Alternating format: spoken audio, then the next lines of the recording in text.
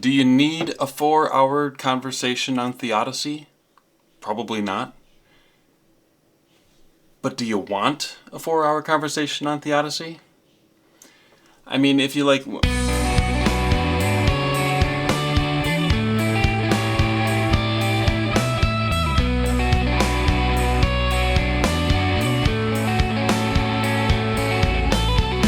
Welcome to Relay Theology.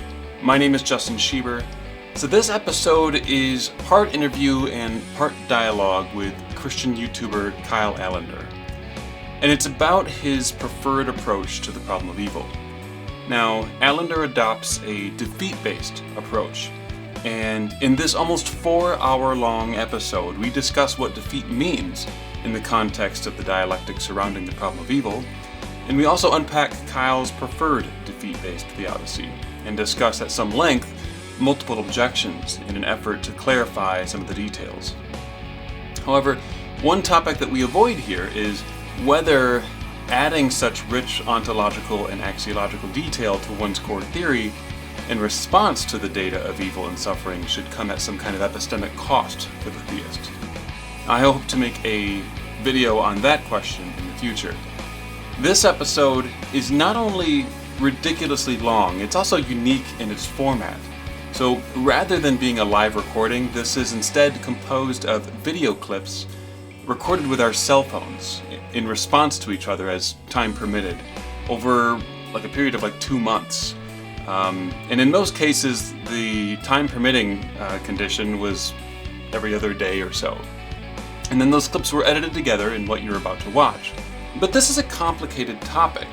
Because of that, the conversation does include some misunderstanding or misinterpretation, but ultimately I think you'll see that it tends toward clarity and understanding. Relay Theology, of course, wants to thank Kyle for participating in this dialogue, and we encourage listeners to follow his YouTube channel, Christian Idealism, and that is, of course, linked below. And for those interested in this topic specifically, please check out the description for reading recommendations, many of which are mentioned in this discussion. Without further delay then, this is my dialogue with Kyle Alander.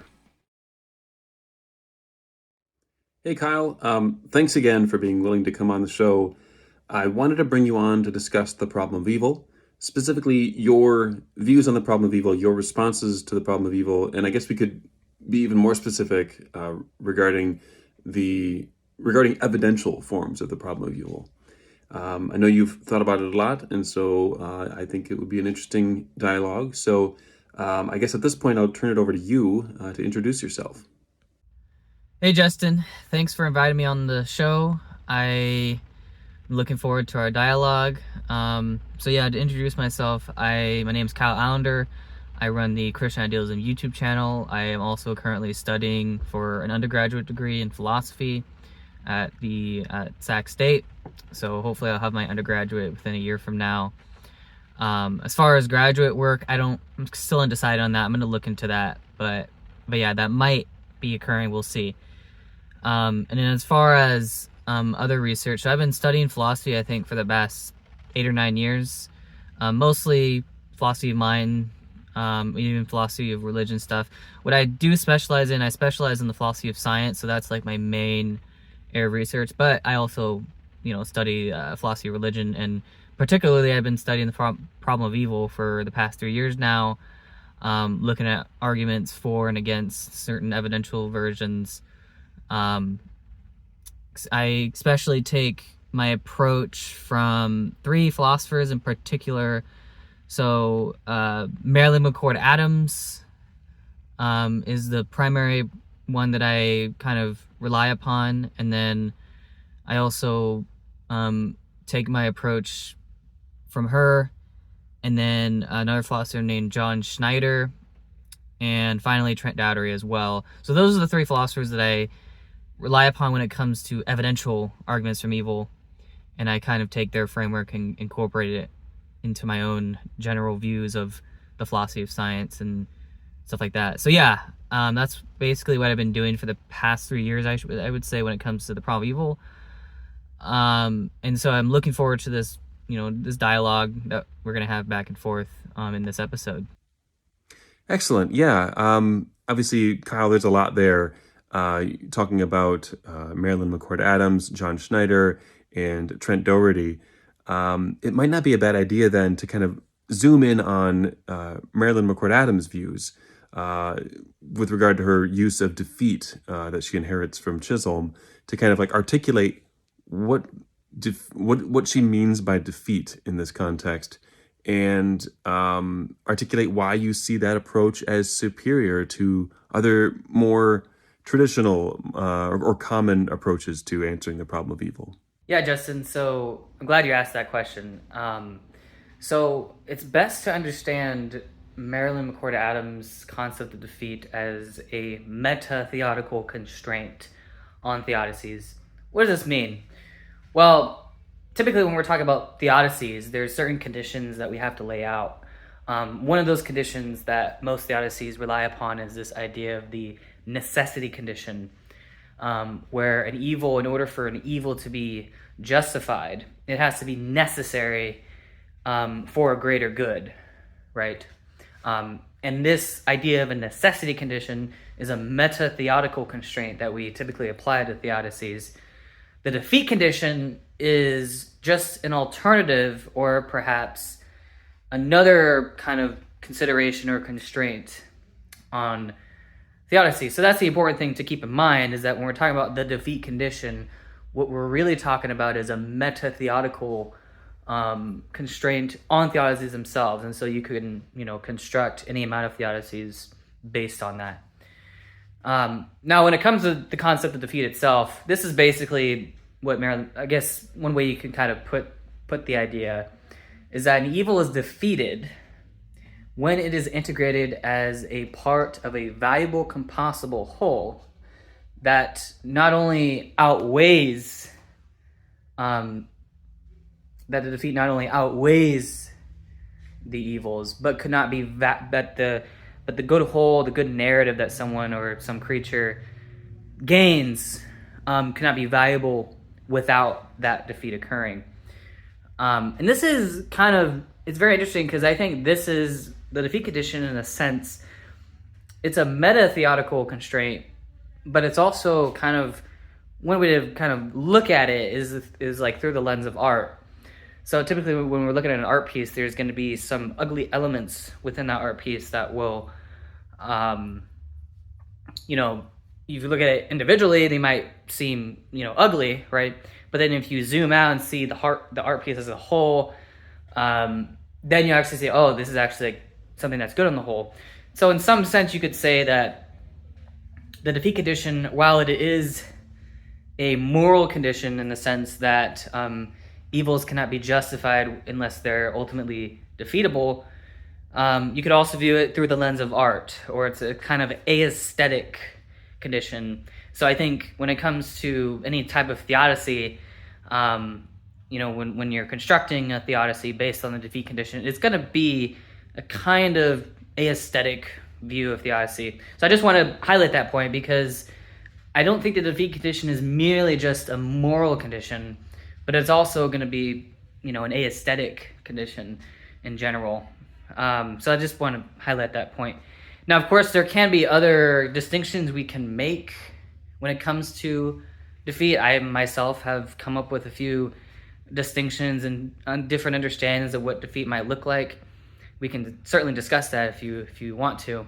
But yeah, basically the idea behind defeat is that an evil is defeated when it is integrated as a composable part of a valuable whole. So that if a creature experiences some suffering and they retroactively look back on their life, they're able to see how that suffering actually contributed to the person they are. We say that they have defeated it because they're able to narrativize the suffering in such a way where they actually see their life as overall good. They see their life as a kind of like a valuable art piece in some sense. And so I think that's the best way to understand it, and to understand how exactly defeat might play out, at least from the perspective of a creature. And the reason why I'm focusing on the creature in this instance is because I don't think that evil as an event is relevant when it comes to probable evil. I think what matters when it comes to probable evil is how does the creature see the evil from their perspective.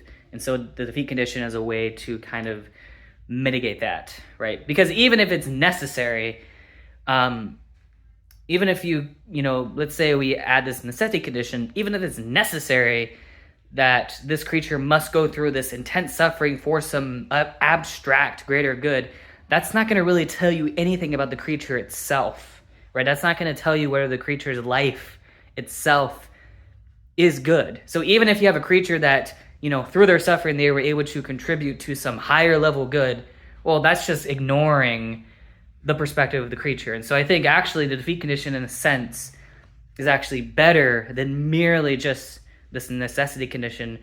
And so I think for that reason, I think it's actually going to be necessary to include within any theodicy. I don't think any theodicy really works without this defeat condition for that kind of reason. And again, we can feel free to ask me any questions in regards to why I think that the necessity condition is insufficient as a meta-theodical concern, but we can certainly get into that. But yeah, hopefully that kind of outlines my views there. Yeah, thanks for that, Kyle. So at this point, it would be a good idea to kind of fill out this idea a little bit further by kind of addressing the objection you're going to probably hear after you just present this for the first time to someone, right? So you tell them about this idea of defeat, and that evil is defeated if it is eventually seen as contributing to the value of one's life on the whole. Someone hears that, they're going to be like, well, then quite obviously many of the evils that exist in the world play no such role. So no one could reasonably interpret them as contributing to the value of their life on the whole. Many times people suffer greatly all their lives and then they just die. How does the theodicist, the defeat theodicist rather, deal with that kind of objection? So yeah, that's a really good question, or a really good concern. I would certainly want to, with this framework in mind, draw a distinction, an important distinction. By the way, this is a distinction that I came up with. But basically we can make this distinction. We can talk about defeat in a therapeutic sense, right? So, let's say someone goes to war and they experience just horrific, and they, experience horrific suffering in the form of war. Like they go to war, they fight, and they have to kill people. And then afterwards they go to therapy, right? And then through that therapy, they find a way to get over that and see how their experience contributed to identity. So that's therapeutic defeat. And certainly there are examples of that. So one prime example I would say is Viktor Frankl's experience of the Holocaust, right? How he was able to interpret his experience of the Holocaust through that kind of narrative lens. And that's how he was able to get through it, right? So that's therapeutic defeat. And obviously, even in this life, most people don't even have that level of defeat. And then there's this other view of, or understand defeat, which I call existential defeat. Now, this is a much stronger notion, and I'll get more into that in a moment. But when it comes to therapeutic defeat, I think most people, even that level of defeat, most people don't experience, right? And so when it comes to existential defeat, that is actually the more important type of defeat. Because on existential defeat, not only is the person able to narrativize their suffering, but they would, given this stronger notion of defeat, they would want to relive that experience over and over and over again. They would not only do they not regret their life, but they would have no issue reliving their life as many times as they, an infinite amount of times, right? And the reason why, when it comes to existential defeat, the reason why that's the case is because a very important part of existential defeat is this notion of infinite compensation, okay? So it's this notion that God will ensure that they are given an infinite amount of goods, whatever that might be, right? And this is, of course, going to take place in what's often understood as the afterlife, right? And so when someone dies, on the theistic picture, that's not the end of the story. They still have an afterlife to go to and enjoy, and that afterlife will include infinite compensation for their suffering. And so that's, in that kind of afterlife state, they're going to receive the compensation and the therapeutic resources necessary to not only defeat their suffering in the therapeutic sense, but also defeat their suffering in this existential sense. And what I mean, again, is by this existential sense of defeat, is that they would want to relive their existence over and over and over again, given the infinite compensation that they're going to receive, and that they have no problem with the suffering that they experience in their initial life, given their now newer experiences in the afterlife. And so I think it's important to keep in mind that you cannot have a defeat-based theodicy work without that infinite compensation component. And I mean, it's built into, on my account, it's built into the system, right? So God must ensure that every creature experiences this existential defeat. So any creature that experiences any amount of suffering must go through this existential sense of defeat. And of course, that just entails an afterlife. It's just ingrained into the concept of defeat that you're going to have this. Now, of course, I think there's this other worry in regards to skepticism, like, well, how do we know? It just seems like to be the case that every experience of since every experience of suffering that we've ever seen has not been that. It's always been this indefeasible suffering. Then we can infer from those observations that that the future states will entail this kind of indefeasible suffering. My response to that is basically, well, that's getting induction wrong. I think that our higher order theory about what the nature of reality is going to inform us about our inductive observations. And so as a theist, I would say, yeah, according to my higher order theory, it's just going to be entailed that for any evil that exists, that evil must come to be defeated at some time in the future, right? That's just an entailment, or say a prediction of my theory. And so I don't have an issue on my theory with there existing, seemingly indefeasible evils in this life, because ultimately, if my theory is true, then I would expect or predict there to be this stronger notion of defeat, this existential defeat to happen in the future.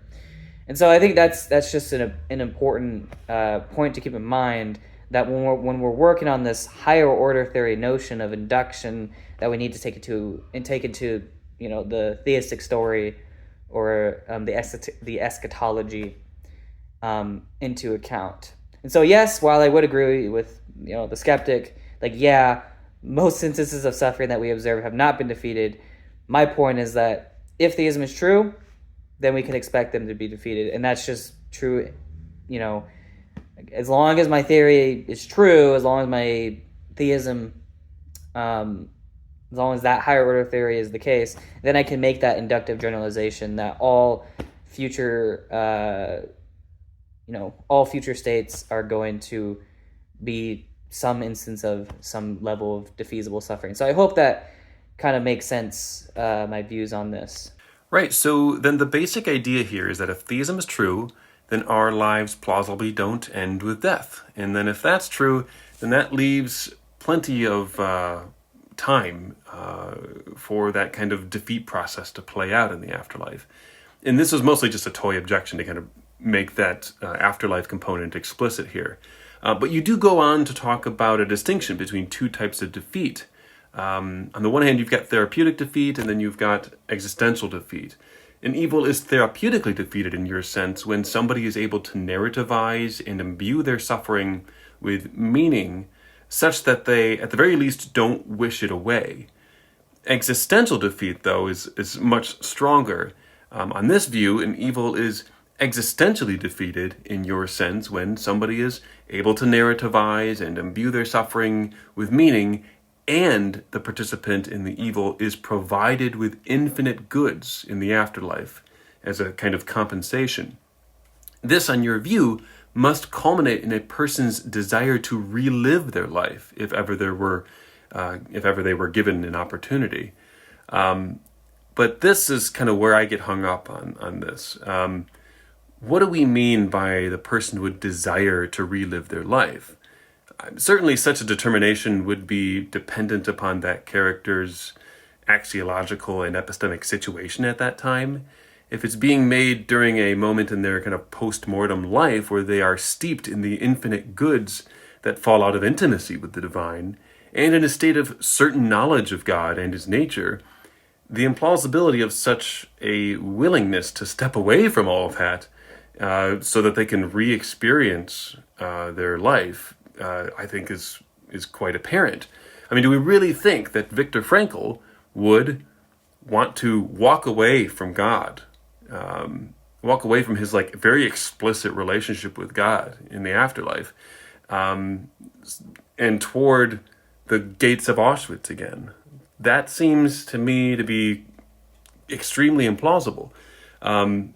But, possibly I'm misunderstanding or misinterpreting the claim about wanting to relive one's entire life. And so I'd be curious as to your thoughts on that, I guess. So yeah, that's a really good kind of point. It got me thinking a lot. So I think in one sense, I can concede the point that you're making in that if someone were in heaven, if they have this strong divine intimacy with God, then they wouldn't want to go back, right? And I think that is generally true. I think if you're in that state, if you're there with God, experiencing infinite joy or infinite goods, right? Then yeah, it seems implausible to think that from their perspective that they would want to remove themselves from that situation. My point was more about, so the more important point about existential defeat is not that they would necessarily always want to relive their life, but rather they would have no problem doing so, right? So basically the idea is that they would see their life as infinitely good, in the sense that, hey, the suffering that I went through, if you were to interview them, if you were to go to heaven, actually sit down and have a conversation with them, I think what they would say is something like, yeah, the suffering that I went through in my life is just infinitely small in comparison to the life that I experience now, right? Or in the sense that okay, my life as a whole, taking into account both pre-mortem and post-mortem states, right? That my life as a whole, taking all that into account, is infinitely good on the whole, right? And so in that sense, then they would have no problem, okay, not that they would necessarily do this, but they would have no problem reliving their life knowing that overall their existence is going to be infinitely good. So that's the idea. Again, I would agree with you that it would seem implausible to think that especially, well, I don't know, maybe from my perspective, maybe I'm more biased, but for me, if I were to receive the beatific vision, I wouldn't want to go back. I wouldn't want to re-enter, this state of my life. I don't even if I was the richest person on the planet, right now, let's say I was a celebrity today, or had all the wealth in the world, and had all the natural goods that I could possibly obtain. Even if I were that person, I still don't think that I would want to, in comparison to what heaven's going to be, I wouldn't want to leave heaven. So in that sense, I agree with you, and that I think if someone were to receive the beatific vision, it is pretty much impossible, or not impossible, but it's highly, highly unlikely that they would want to relive their experience, that they would want to go back, right, and relive their life, regardless of whether their life is really, really good, or regardless of whether their life is really, really bad. The point is, I agree with you that in some sense, yeah, they wouldn't want to relive their life, but it's not because they regret the life that they lived, but rather they have a much better life in heaven. So I think we should kind of draw that distinction, right? So yeah, I agree with you that, like, okay, if someone were put in a situation where they have infinite goods with God, right, then they wouldn't want to go back. They wouldn't want to have the life before, because the life that they have now is so much better, right? So that's kind of what I mean. But at the same time, I think it's important to recognize that they wouldn't regret that the life that they had, right? So that's the kind of the whole point of existential defeat, which is that if you were given the opportunity, they would say, "Hey, I don't regret the life that I lived. I don't regret going through those experiences." And I think the other thing too about this is I think it's really hard for us within our epistemic context to really imagine exactly how that works. And and then I think it's just because, like, we're not in that situation. Like, we don't have, like, at least right now, we don't have infinite intimacy with God, right? And so because of that, it's actually very difficult for us to even conceptualize what that's going to look like, and how that would look. And so in some, again, like I said, in some sense, I agree with you, but I think, I just wanted to clarify exactly what that meant. But yeah, generally, I think that's how it's going to work. And I think there, again, like I said, there's going to be a lot of epistemic limitations given our context. So yeah, maybe we can explore that a little bit more. But yeah, I agree mostly with what your concerns are, and hopefully my clarification on that kind of clarifies what I mean by existential defeat. Okay, yeah, excellent. I think that that's probably a better way to put it. So then it's that rather than it being necessary for existential defeat, that the person actively desires to step away from divine intimacy and to relive their premortem life. Instead, the idea is that it is necessary for existential defeat, that they would have no problem with stepping away and reliving their premortem life. So that's the idea here, but I still think it needs to be softened further, so hear me out. First of all, it doesn't really seem like there's any actual good reason to step outside of the divine intimacy for this, to relive one's life. Like, what would be the point, right? Moreover, there seems to be very good reason against it, right? The moral realm, the prudential realm, and certainly, according to this Theodicy, the aesthetic realm seem to speak with one voice against stepping away from divine intimacy and reliving their life. Now, to be sure, I think that there could conceivably be such reasons, say if God himself were to request that you relive it, right? If you're hanging out with God in the afterlife and he's like, I need you to relive your life, I think that then you would have good reasons to do so.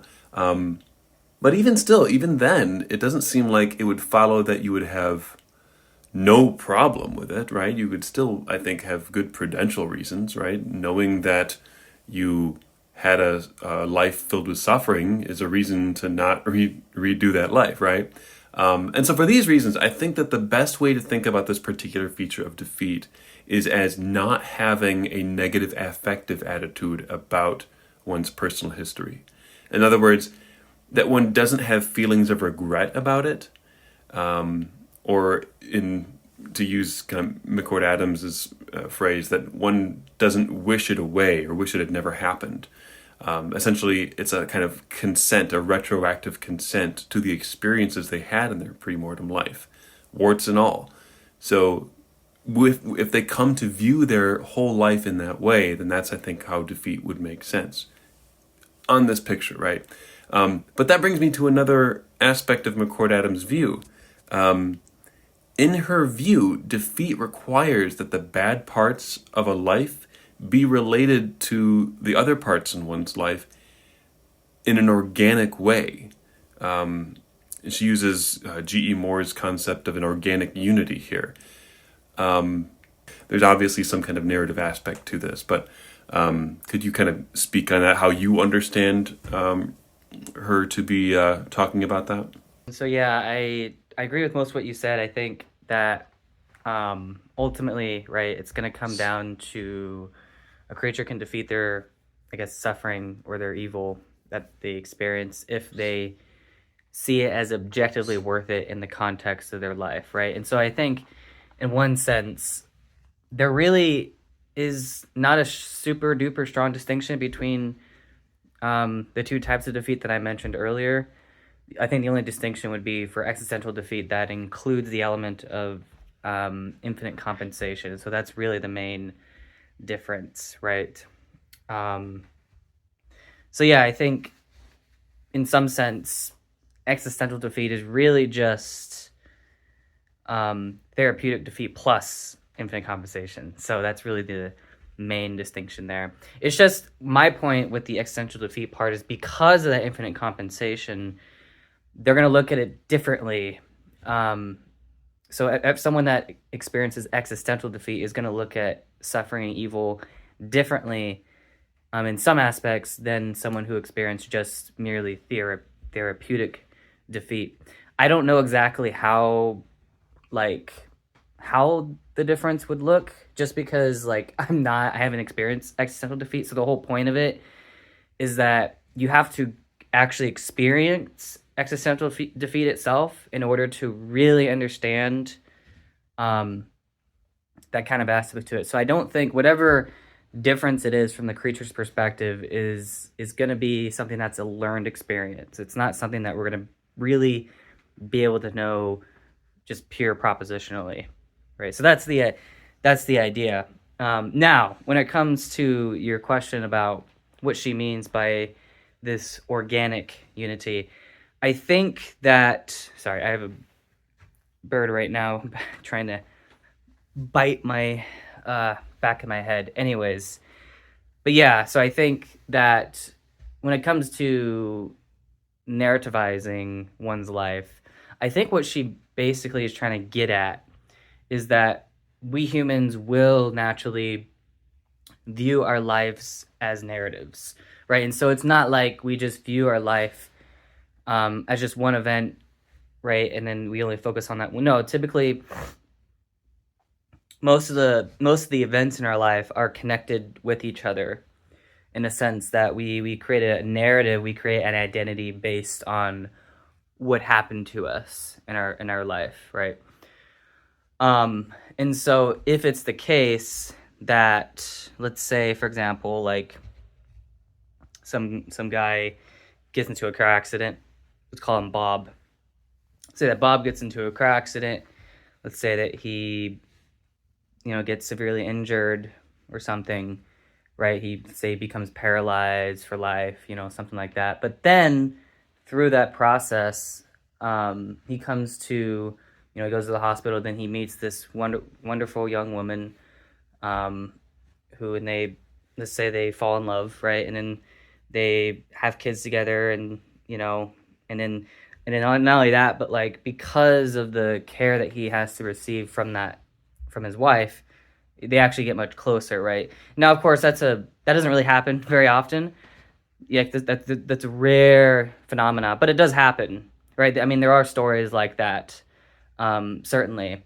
One example, I can't remember what the couple name was, but I know there's this guy, for example, that was born with this some kind of disability. I don't remember exactly what it was, but he was, him and his wife were able to, they met because of that, and they just fell in love, right?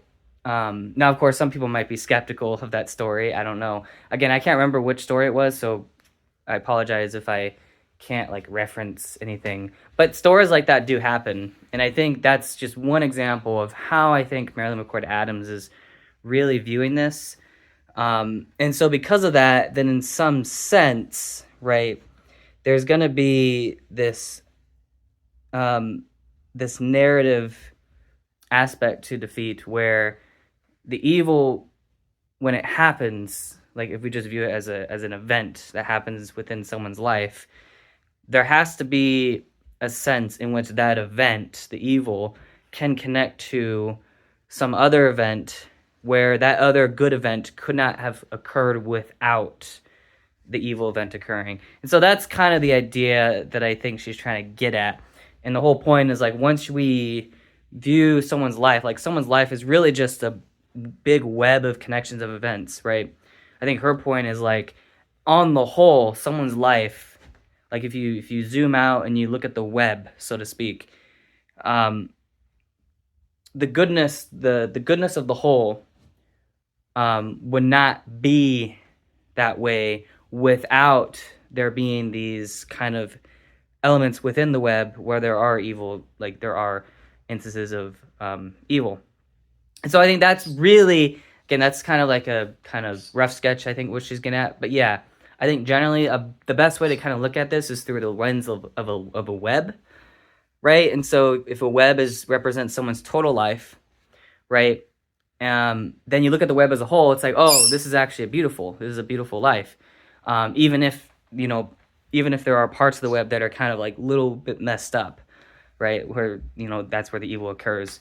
And so I think it's best in that sense to view it, like you have to view it through the lens of art, right? In this kind of aesthetic sense. So yeah, that's what I think. Generally, I think that is what she's trying to get at. Yeah, Kyle, thanks. That's actually quite helpful. So there's a lot there, but I do want to focus on a particular feature of this framework.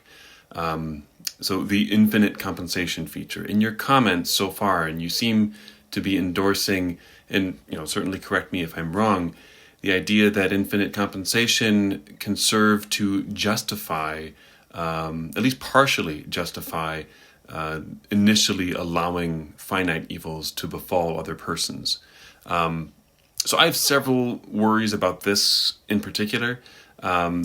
So first, it seems just deeply implausible to me, and I bet most other people. And perhaps this is just a difference in axiology between us, but it seems to me that if I were to burn Jones's house down and then buy him a new house, that wouldn't actually serve to justify my initial act of arson. And notice that this seems true even when applied to permitting evils. So if I walk past Smith, who's bleeding in the street, and I refuse to call for help, I cannot then render my failure to help Smith permissible if I visit them in the hospital the next day and take care of their medical bills.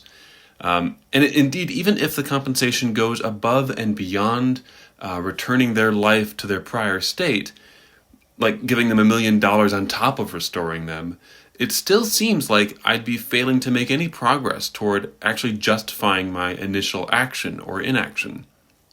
But of course, if that's true, then it's far from clear that infinite compensation in the afterlife could justify God's permitting a particular class of evils to occur to us, for example.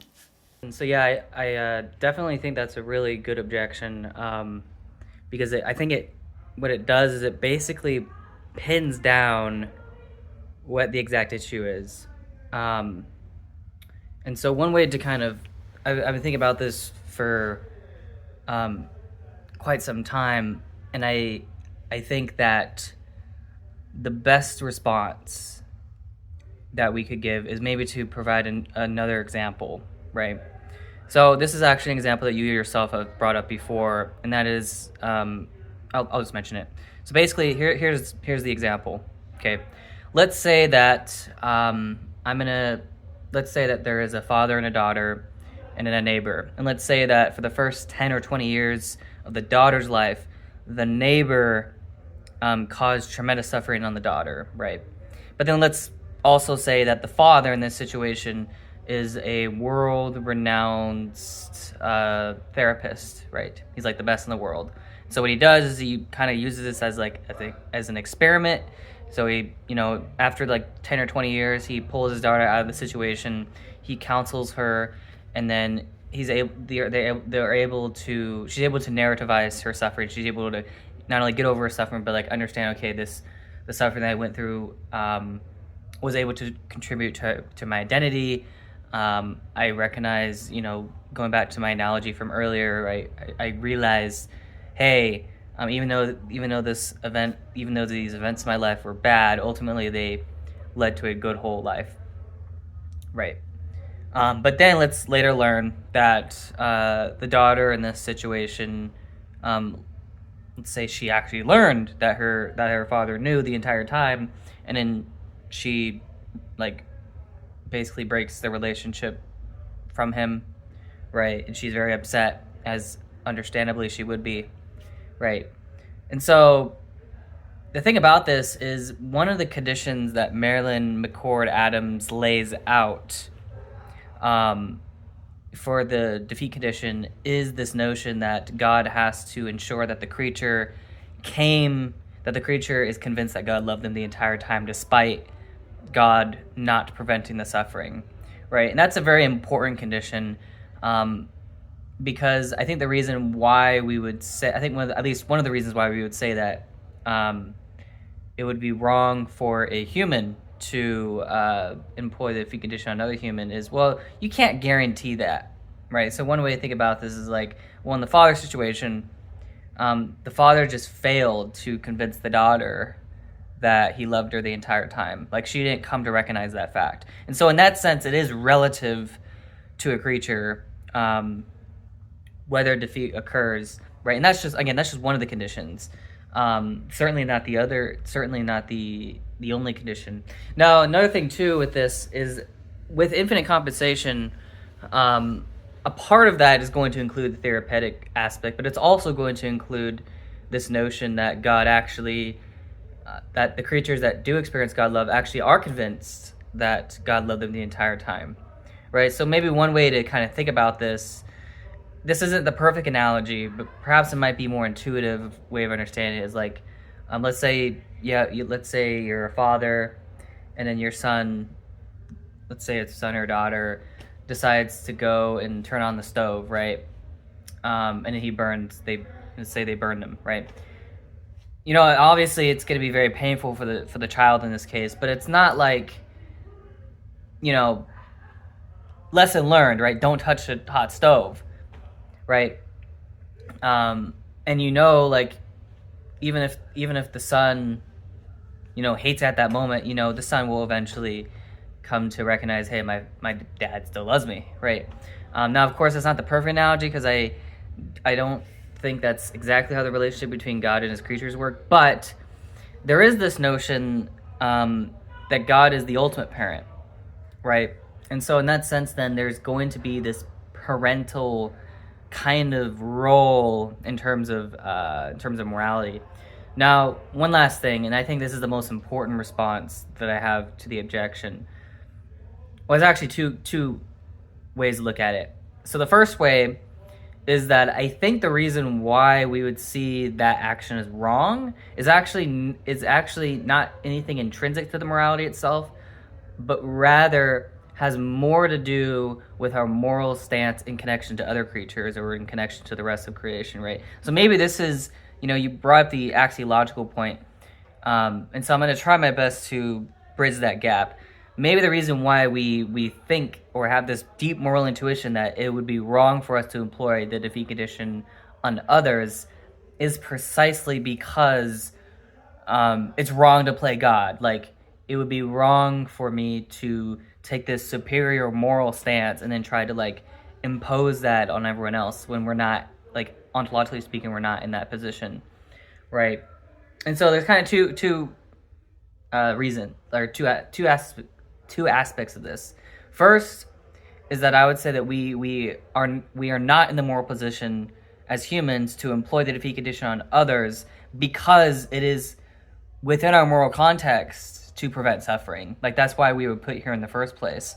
And so obviously I would argue that God gave us that moral intuition, right? That it's always, in every circumstance, you're going to want to prevent suffering rather than trying to employ this defeat idea.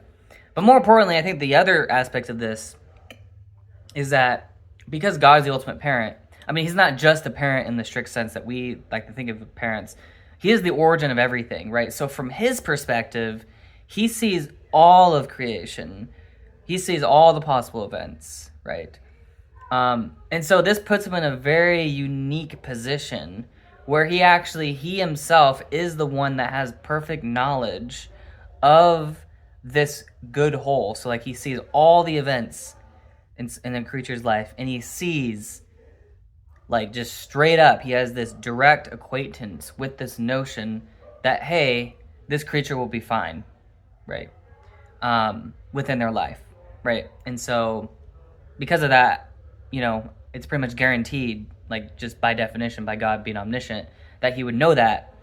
And so in that instance, right, because of his unique position, not just in his knowledge of a creature's life, but also because he is the origin of all, and because of his, I would argue, his unique moral position, that he is the only being. The reason why God is the only being that can employ the defeat condition is because of his unique position as the origin or the creator of all, right? So he sees everything. He sees all the possible events. Whereas from our perspective, we're very limited, right? We don't see all the possible events in someone's life.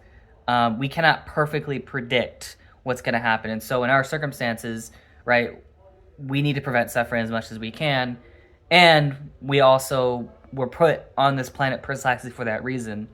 But for God, because he's not in that moral context, because he's looking at it from the holistic perspective, I would argue that because of that, then he is the only being that can employ the defeat principle, right? So yeah, that would be my argument essentially. And again, that might be controversial, and I'm not saying, what I want to clarify is that I'm not at all saying that God is a unique moral agent and like he can just do whatever he wants, right? I'm saying no, God has moral obligations, right? It's just that those obligations, because of his unique position in relation to creatures, those moral obligations are going to be different than the moral obligations that we might have to other creatures, right? Given our limitations and stuff like that. So I hope that clarifies my views. And so yeah, another thing too, just briefly, I mean, Marilyn McCord Adams also kind of held a view where God has no obligations, like at all, but then he would still employ or at least act upon the defeat condition because of his love, right? Now, I don't take that position, but I mean, if for some reason, like let's say I was convinced by Brian Davies' view that God has no moral obligation or something, right? I would still agree with Marilyn McCord Adams that God would still want it to be suffering just given his love, right? So I don't think obligations are really important here. I think all that matters is God's love in this situation. So I think in that sense, if you want to pin down on that, that might be a more appropriate route to go in terms of what I think God would do. But anyways, I hope that clarifies my response to that objection. Kyle, yeah, I think that you bring up some interesting points, and they all deserve attention. But the objection that I offered in my last reply and the scenarios that I presented in support of that objection, those were all about the relationship between compensation and moral justification.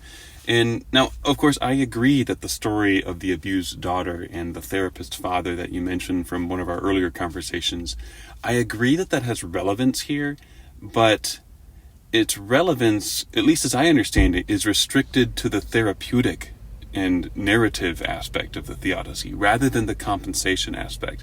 And so in my view, these are features of the Theodicy that deserve to be examined separately.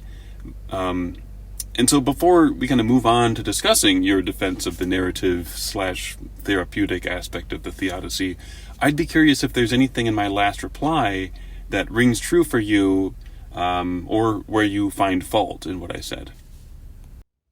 Hey, Justin. So yeah, and we're in a direct response to that question. I agree. Like those examples would be problematic. Like it would be wrong for someone to not prevent suffering and then just give them that kind of compensation later on. And I think my framework kind of allows for that, right? So maybe it's not that we disagree that it's wrong. Perhaps we have different reasons for thinking that it's wrong. And so maybe we're just kind of converging on the same conclusion, but we differ on how we reach that conclusion. So yeah, I think that you can maintain the intuitive wrongness of the examples that you brought up, but then have like a kind of different framework for understanding it. So yeah, I just in direct response to what you said, yeah, I agree. One last thing too, I think that near the end of my last message, I kind of mentioned this idea, like maybe we differ on exactly what it means for God to be loving towards his creatures, right? And so that might be the main difference between us. Maybe you think that God's love requires him to always prevent suffering, whereas I think that God's love requires him to merely defeat suffering or integrate it into a good whole, right? So maybe that's probably the main difference that we have. So maybe our difference is not about those examples. Maybe the main difference is just in how we're looking at God's love, and so maybe that's a kind of way we can go and pin down on exactly that point. But yeah, generally, I'm trying to build as much common ground as possible, and so I agree with the examples that you brought up that would be wrong for creatures to do to each other. So yeah. So I want to be very clear here, lest I be seen as strawmanning your view from the perspective of anybody who happens to be watching this. Do you think that moral permissibility can, in principle, be purchased by an agent for otherwise wrong moral actions of theirs by compensating those who were harmed? Under my framework, compensation alone is never enough. You're going to need more. So if you want to get from something being unjustified to it being justified, compensation is not going to get you there. You're going to need more things to get you there. And hopefully the framework that I outlined earlier kind of outlines what that would look like. But yeah, compensation, not enough. Right on. So yeah, we do appear to have some common ground. We both agree that it's impossible for a moral agent, and we are assuming God is a moral agent at this point, any moral agent, whether they are omnipotent, omniscient, or not, to purchase moral permissibility for their otherwise seriously immoral actions by simply compensating the victims of those actions. And good, because it would seem that if we don't at least agree on that point, then the conversation would mostly be a dead end here, right? And Trent Dougherty, as you know, puts this quite well in his 2014 book when he writes that one can't just walk around punching people in the face and throwing fistfuls of money at them as they lie on the ground bewildered. Reparations, even if they are in some way sufficient for damage done, do not buy one's way out of the guilt of one's actions. Permissibility cannot merely be purchased like a box of cereal. And I think he's absolutely right about that, right? We can then, I think, place to the side this issue of compensation and focus instead on what would in fact justify God in allowing evils. And so we can look back at that therapeutic aspect of your theodicy, the kind of narrative-based approach to the theodicy. The idea, as you've presented it with the help of McCord Adams, is that people will, at some point in their post-mortem phase of their life, they will no longer wish away their evils. They will no longer regret them. They will come to see them as, yes, admittedly bad bits in their lives, but that those bad bits actually contribute, paradoxically, to increasing the value of their lives on the whole. Again, this is a very different approach from the kind of compensation that we were just speaking about, where somebody just kind of piles on a bunch of very good things to kind of balance off the original evil and kind of swamp it out value-wise. Such a kind of numbers game would kind of lack any kind of significant meaning. And so then the main difference, according to McCord Adams, in these two approaches is that is in how the individual parts of one's valued life are related.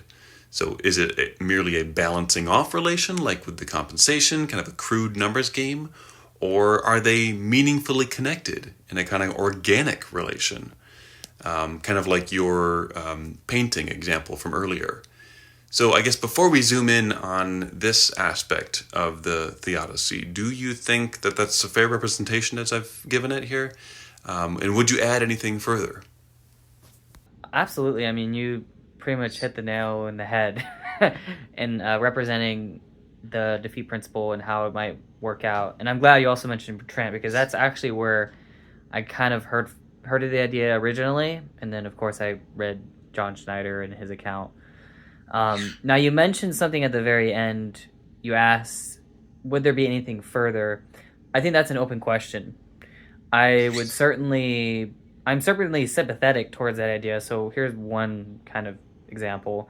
So Joshua Sijiwadi, he's a philosopher that also kind of has written some stuff on this. There's a paper, it's called Defeating Horrors, a Reconciliation Account. I think it's something like that. And what he outlines is a even stronger defeat principle. So what he proposes is not only does an individual have to defeat their suffering on the individual level, but there also has to be this communal reconciliation that happens. And so one example might be like, let's say Hitler, the Nazis, and the Jews, right? Part of that kind of reconciliation is that not only were the evils defeated on the individual level for the Jews, but they also reconciled themselves to the people that caused their suffering, right? And so on this account, it's actually like much stronger, because not only does God have to ensure that every individual creature comes to defeat their suffering, but that there's whole communities of people that between the victim and the perpetrator, that they can be reconciled with each other, right? And they can have, loving relationships and all that despite what happened. That is a much stronger notion, and I honestly, if I'm going to be completely honest with you, Justin, I definitely lean towards that idea. I don't necessarily adopt that idea because I think it's an open question, but that could be something you could further add on to just make it even stronger. So like, hey, like we actually, like if we want real justification, we need to like add in these even stronger conditions that God has to fulfill. And so yeah, like something like that would be another constraint you could add on. But that's just a new kind of concept. I'm undecided on whether if that's even necessary, but I am certainly sympathetic towards it. So that's what I would say in response to the last point. But yeah, everything you said, I pretty much agree with. Yeah, Kyle, that's interesting. Yeah, I'm not really familiar with Joshua Sijiwadi's work on this, but that additional constraint with regard to social evils, collaborative social evils, certainly sounds interesting. Now, back to McCord Adams' view, as you're probably aware, one important thing to note here is that a lot of people seem to appreciate her view or find virtue in the fact that it tends to, at least in the perspective of many, take the perspective of the victims of evils more seriously than other approaches to the problem of evil. And this is because it directly involves the judgments made by them and from their own perspective. Again, in her view, it is necessary for the evil being defeated that the victim comes to view their experience of the evil as relating organically to the parts of her life, thereby contributing to it as a whole. Essentially, we're talking about a judgment of retrospective consent.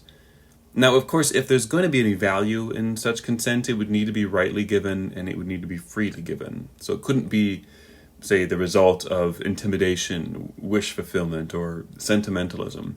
But regardless, this is the meat of the Theodicy. Allegedly, God may allow an evil so long as the victim is eventually able to integrate it into their life in a relevant way and retrospectively consent to it. But here, I think, is where I want to push back. I feel almost morally obligated to push back.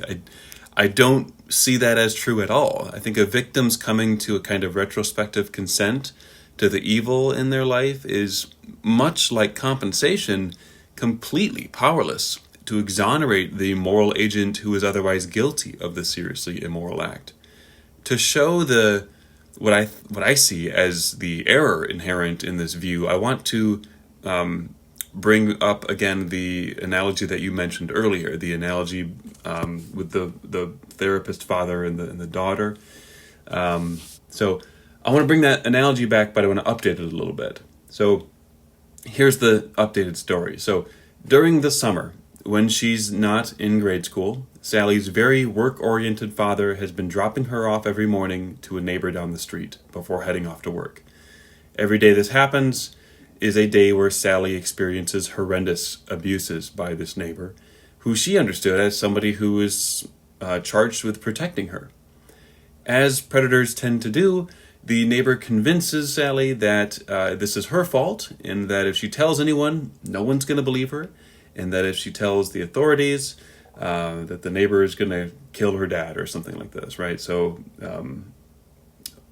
she has every reason to stay quiet about it. So after years of this abuse, it abruptly ends, but only because Sally and her father are going to move away to the other side of the country. So now, several years in this new location, she finally feels safe enough to disclose this information to her father, tell him about the abuses. Luckily for her, her father is a world-renowned therapist who, through hard work and dedication, has single-handedly revolutionized the field with his unusually successful form of treatment for childhood trauma. Immediately they get to work, using his perfected strategies, which allow her to reinterpret and integrate the suffering, the abuse she suffered into her life. Integrate the abuses she suffered into her life. The father, who prior to then was often too busy for a relationship with his daughter, retires early to pour his heart into their sessions together. Now, after years of hard therapy work together, Sally emerges with a stronger and more confident identity than she ever thought possible. Moreover, her relationship with her once distant father has grown deeper and more rewarding than she ever thought possible.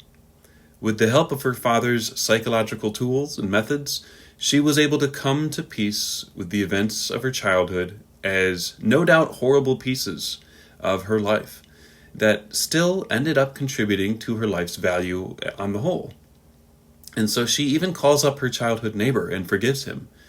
She has come to no longer wish the events out of her life because she has become this great version of her, that they are organically enmeshed in a life whose value as a whole she rationally judges as now greater than it otherwise could have been. Now here's the twist. The father knew about the childhood abuse the entire time. And while he didn't strictly intend any specific abuse, he knowingly created the conditions from which the abuses were likely to arise, and allowed things to play out on their own without his parental intervention. He chose to put her in a situation that would bring about, or that would not only challenge her, but would eventually lead to opportunities for character development and to opportunities for an increased depth to their father-daughter relationship. From her father's perspective, the data available to him about his psychological methods made him practically certain that he was going to be able to bring her to integrate these evils in the relevant way into her narrative, thus defeating the evil. And he was right about that. He was successful. Now, suppose that Sally comes to learn that her father knew about the abuse the whole time. Her initial reaction would no doubt be one of horror, but in time she reconsiders, and in that reconsideration, her newfound narrative-based perspective on things allows her to recognize that her father had a higher purpose in mind, providing opportunities for her moral growth and for the deepening of their father-daughter relationship beyond what would otherwise be possible.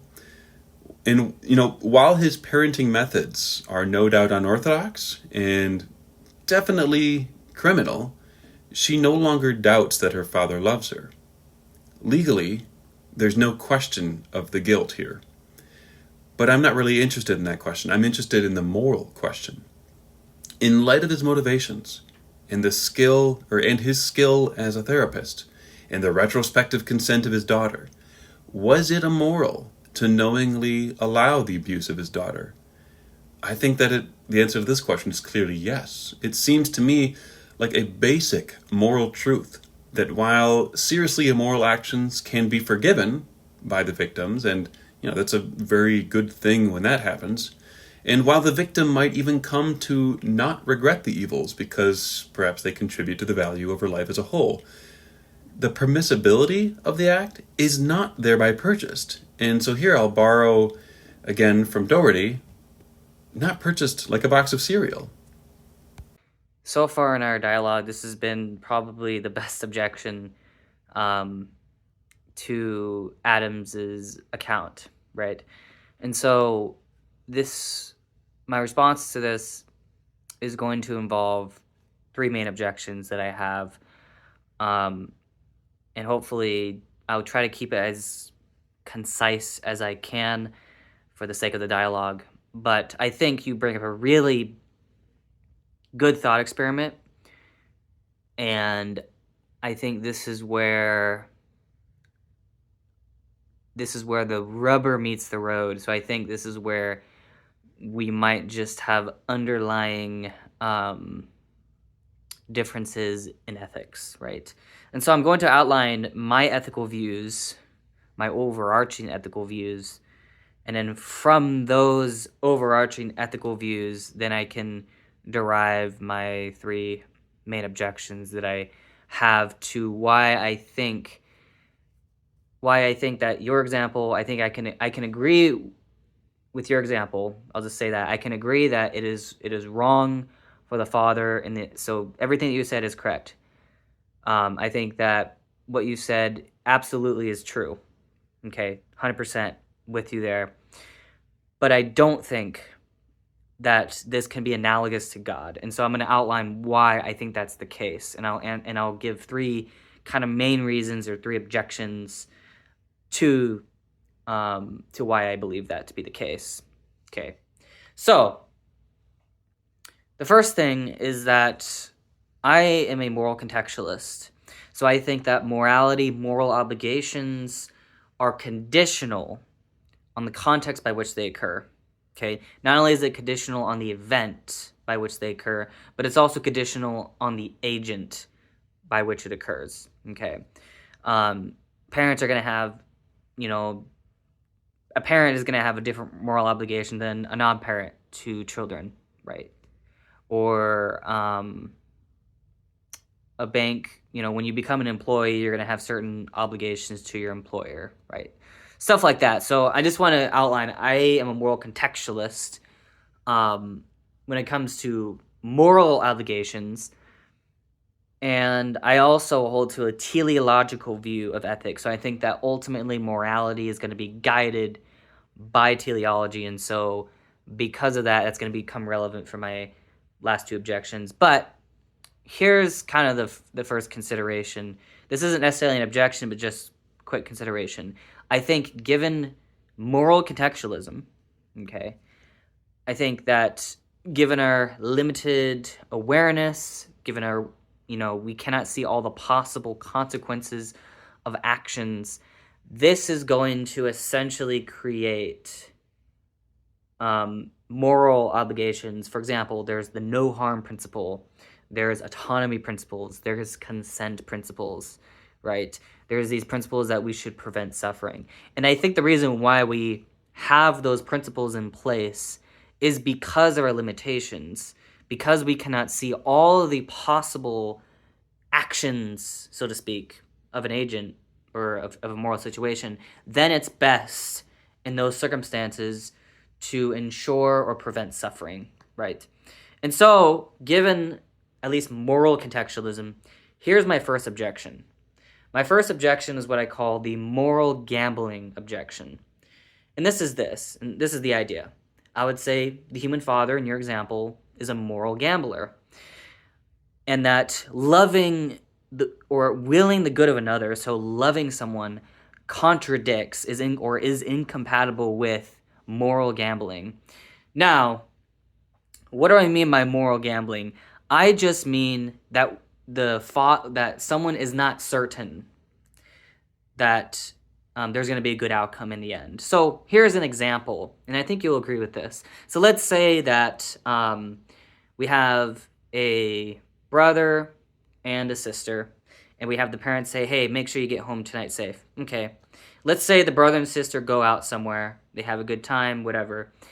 And then let's say that they actually do follow that moral obligation. So the brother safely gets his sister home. However, let's say that we also know that he drove really fast in the car.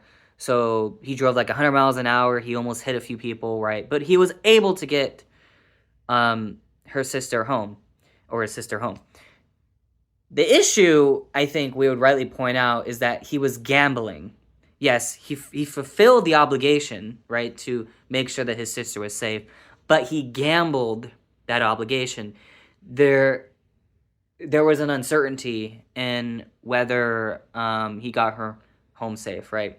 And so what's interesting about moral gambling is that moral gambling is going to involve probabilities, right? Even in your example, like even if the father had a really good high likelihood that his therapy would work, he was still moral gambling because he wasn't certain about the events. He did not have infallible certainty in whether his therapy would work on his daughter or whether it would work at all, right? He was basing it completely off of past experiences. And the issue is that that's all probabilities. That's all, there's going to be some level of uncertainty, right? But for God is not a moral gambler. He knows for certainty whether someone is going to defeat their suffering or not. Like there's no question, right, in that. And so I would say God is not a moral gambler because he has certainty, okay, like infallible certainty that all creatures will defeat their suffering. Whereas in the father example that you brought up, he was moral gambling, right? Because there was some level of uncertainty, even given the facts that he mentioned. And in fact, I would say any scenario, as long as humans are fallible in some sense, given our limitations, if we gamble that, if we neglect our obligations, we're being moral gamblers, and therefore we're not actually loving other people, right? So that's my first objection, which is that the father in this instance was a moral gambler. The second objection is a more teleological objection. So there's a few things here, but first of all, I would say that humans are telos. So what we are put on this earth to do is to prevent harm and to promote the well-being of others. Mainly just to love, right? But mainly it's to promote well-being, which entails the prevention of harm, right? This is our telos, or our moral telos within a human context, right? But God's telos is different, right? So because God's telos is different, he's not going to follow that exact same criteria. Now, another thing to consider is that the telos of human beings is infinite love with God, right? Now, of course, defeat is a part of that. So, the defeat, if we want to, because we have to defeat our suffering as a part of the compensation, it's definitely going to be a part of our telos, but it's not in and of itself the telos. Whereas the father example you brought up, the father, in some sense, was just treating defeat as a means to an end. And I would say that's just simply not the right thing to do, right? Defeat is not itself a telos, but rather it's a part of a larger telos. And so that's where the kind of, in the father example, that's where it really starts to break apart. And on my moral framework, that's just not true. Like, defeat is not a means to an end, but rather it's a part of a means to an end, which the means of an end in this case is infinite love with God, infinite intimacy with God. And so because of that, the scenario that you brought up would also be wrong on a teleological view, because defeat is simply just not, it's not something that we should achieve as a means to an end, but rather has to be a part of a larger story. And then finally, here's the most important thing with regards to the teleological objection, which is that humans actually achieve their telos through suffering. And so suffering, or at least temporary suffering. So suffering, on my framework, especially adopting some kind of saint-making theodicy, suffering is a part or is a means by which we achieve our telos, right? Within the larger context. Whereas in the example that you brought up with the father, that's just simply not true. Because the father does not have the right to give his daughter a telos, then he does not have the authority to permit temporary suffering. And this brings me to my last objection, which is I call the existential objection. I think this is actually the most important one. So the existential objection is simply this. The human father does not actually give his daughter an existential purpose. He doesn't have the authority or the metaphysical capacity to give his daughter a telos, right? To give his daughter a reason for existence. Whereas God does, obviously. God is the source of all of reality. God is, in a sense, I mean, of course, on my view, God is his own telos, but everything, in a sense, is ultimately going to find their telos in God. And so because of that, there is going to be this moral authority on God's part that the human father just simply does not have, right? And so because of this, I think because of this last point, which is that because the human father does not give his daughter an existential purpose or a telos, then immediately any possible thought experiment that we try to come up with regards to humans and human scenarios is just not going to work for the defeat principle, right? It's only the reason why the only being could, or I guess to say the only reason why God is the only being that could invoke the defeat principle is because he's the only being by which he can actually give his creatures a reason for existence. He can give them a reason by which their telos is achieved through suffering, a way in which their goodness is achieved through that end. Whereas in any human example that we can come up with, that's just not going to be true. Like, no human has the authority, has the metaphysical capacity to give other humans a reason to live. But also, more importantly, because of my overall teleological views, humans just don't have moral authority, right? Humans don't have moral authority over each other, right? Only God, given his unique stance in relation to everything else, has that moral authority. Now, of course, there's more I could say about moral authority, and maybe we can get a little bit into that in our, further along in our dialogue. But I hope that helps with answering at least why I would agree, like, hey, Schieber, we both agree that the father in this example is still immoral for what he did. But I think, again, it's going to come back to, I think the reason why we think it's immoral is really so we can converge that it's immoral, but our reasons for thinking that it's moral are going to be slightly different. And I certainly don't think that this analogy that you've set up can apply to God, given the reasons that I've mentioned.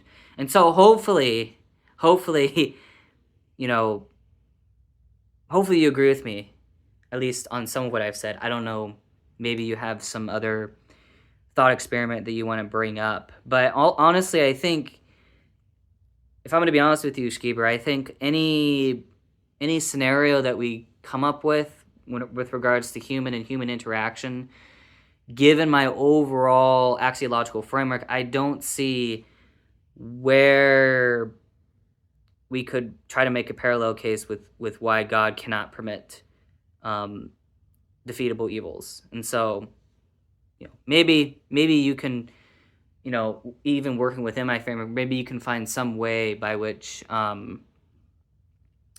it would be even wrong for God to permit defeasible evils within moral contextualism and within my overall teleological framework. But let me just know what you think, because I think you do bring up an interesting point, and maybe in this sense it could work against other theistic views, or maybe other theists that have different moral commitments than I do. So yeah, just let me know what you think, because I do think your objection might actually apply to certain theistic moral systems. I don't know exactly what those would be, but it is certainly interesting. Yeah, thanks for your thoughts on that, Kyle. I want to make some brief points, and then I'll get to discussing the objections. When talking about your moral contextualism, you seemed to be claiming that it is our lack of knowledge and or our lack of perspective that creates such things as the no harm principle or other moral principles, or at least that the principles are in place because of our ignorance. Now, this just seems wrong to me. It seems to me that, at least insofar as one recognizes the intrinsic badness of being harmed, that they just are in possession of a defeasible reason against creating or allowing such states of affairs. And then from there, it's quite easy to construct general moral principles. And so it seems to me that it's our knowledge rather than our ignorance or lack of perspective that motivates these general moral principles. Now, I found your 3 objections interesting. For the moment, though, I'm going to restrict my comments to your first objection about moral gambling, and then make a broader point about the Theodicy project that you're working in generally.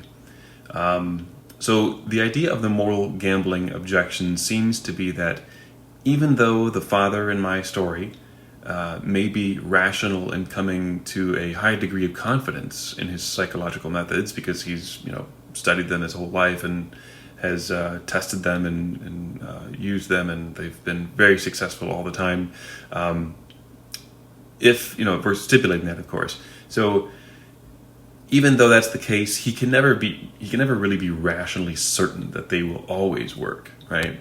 Thus, the father is, in your words, guilty of moral gambling or moral negligence. You go on to say that such behavior, according to this objection, is incompatible with loving another person. So I have at least 2 concerns here. First, recall that I've stipulated in the story that his methods in this case, in the case of his daughter, were in fact successful. That was part of the presentation, right? So the reason I stipulated this is because the question of whether or not he was right to attempt the defeat is an interesting question, but it's an importantly separate question from whether or not permissibility for his original act of allowing the abuse of his daughter could ever be in principle purchased through successful defeat in the first place. And I think it's very important that we see that my analogy then was concerned with addressing the second question and not the first. Now, here's my next concern here. So let's say that the first question was the one of primary interest here. It's simply false then. At least your response is simply false. It's simply not the case that the mere fact that one is less than rationally certain about an outcome of a particular act makes the performance of the act somehow morally negligent or morally gambling, in your words. Now, yes, the father in the story only has probabilities informing his actions, but it seems to me that this objection kind of ignores the fact that that's all anyone has when it comes to performing moral actions. Now, of course, I agree with your story, right, that it's wrong to meet a trivial obligation by speeding or driving recklessly and putting other lives in danger, right, with regard to your the brother who's got to get his sister home before a particular time. Now, that's all well and good, but notice that according to this view, the view that you're advocating here, the brother, even in getting into a motor vehicle at all, would qualify as morally gambling, because he cannot be rationally certain that he won't be hit by another motorist with their car and then kill his passenger. He can't be certain that turning the ignition isn't going to trigger a bomb that some local mob boss planted in his car. It would be absurd, though, to refrain from any act just because you can't be mathematically certain that it won't have a bad outcome. So now I want to turn to a more general concern with your Theodicy. So drawing a contrast between God and the father character from my story, you say that, quote, God has infallible certainty that all creatures will defeat their suffering. But, I mean, let's think about that claim. We've seen that for a creature to defeat their suffering, they must, at the very least, eventually consent to it. But such a judgment of consent must also be made appropriately, rather than out of intimidation or mere compensation of goods or otherwise poor judgment. And what is involved in appropriately making such an eventual judgment from their perspective? It seems that it must involve a kind of moral seal of approval of God's behavior toward them as an individual, but also a moral affirmation of God's moral and creative behavior generally towards any creature who God has allowed to suffer in a morally serious way. Not only that, but all creatures must eventually consent in this way. They must not only consent to God's treatment of themselves as individuals, but they must approve of God's treatment of all other creatures as well. Now, if I grant everything that you've said so far, then it would seem that anything short of this universal consent cuts to the heart of our worries about God's moral goodness. And I guess my question then would be, does the specific nature of this very bold universal claim, does that not worry you at all? Those are good points. I'm not going to be able to respond to every single detail, everything you've said, but I will try my best to at least outline what my response would be to the two concerns. So the in principle point, I would say that my first objection was not necessarily trying to attack that, but rather what I was trying to do, so the point of the moral gambling objection was to show a demarcation between the case for God and the case for the human father. And so really the in principle thing applies more so to my last two objections rather than the moral gambling objection. So I hope that makes sense. And so in that sense, the moral gambling objection is not an objection to answer that first question, but rather it's just drawing this important distinction we have to make between when the father, the human father in this case, is using statistical methods to test, okay, am I going to be able to fulfill this defeat obligation or not? Because what I would agree with you, like in principle, a human being cannot fulfill that condition. We're not in that moral context, and so I agree with that. So in some sense, I can agree with you. But again, the whole point of the moral gambling objection was to show that in order that even if it is the case that it is in principle permissible for a human father to do something like that, in order for him to pursue that, obligation, there's actually something immoral that he is going to have to do along the way. And of course, there are better moral obligations that we could follow right within our context. And so this brings me to my response to your second point, which is about, well, isn't it just in any moral situation, wouldn't it just always be the case that we're going to have, we're always morally gambling, right? Because in order to fulfill any moral obligation, we're going to have to make some risk. My response to that would be not in every situation.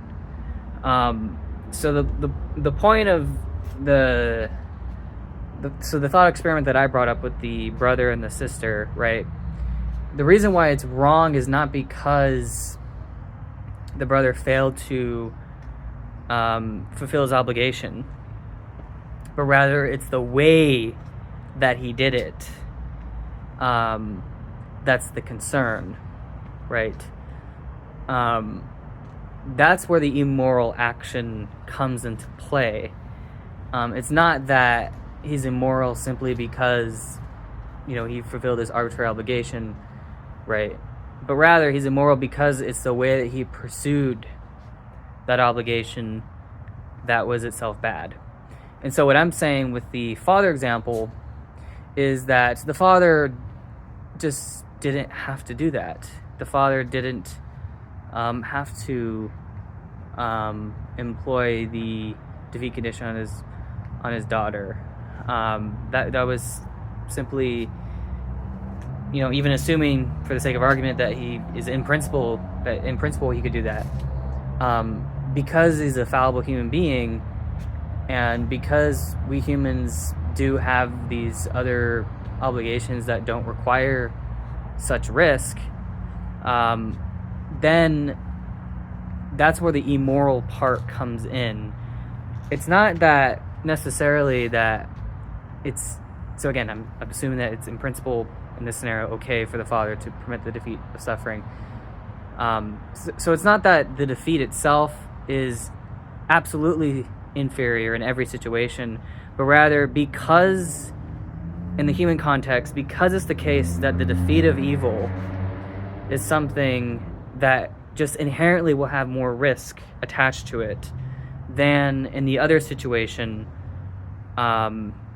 where there's just a prevention of suffering, then given our limitations, given our epistemic access to these things, it's just automatically going to be better, given what we know, that preventing suffering is better than defeating it. Now, one might say, well, doesn't the same apply to God? And I would argue no, because God is infallible. He knows infallibly that all creatures will come to defeat their suffering. And so the risk doesn't apply to God, right? So yeah, even though God could prevent suffering, like there's a logical possibility that he could do that, there's no risk involved if he goes with the defeat option. And that's basically what I'm saying, right? Now, of course, there might be some other arguments why you might think that preventing suffering is overall better than merely defeating it, but I think that's a longer discussion we can have.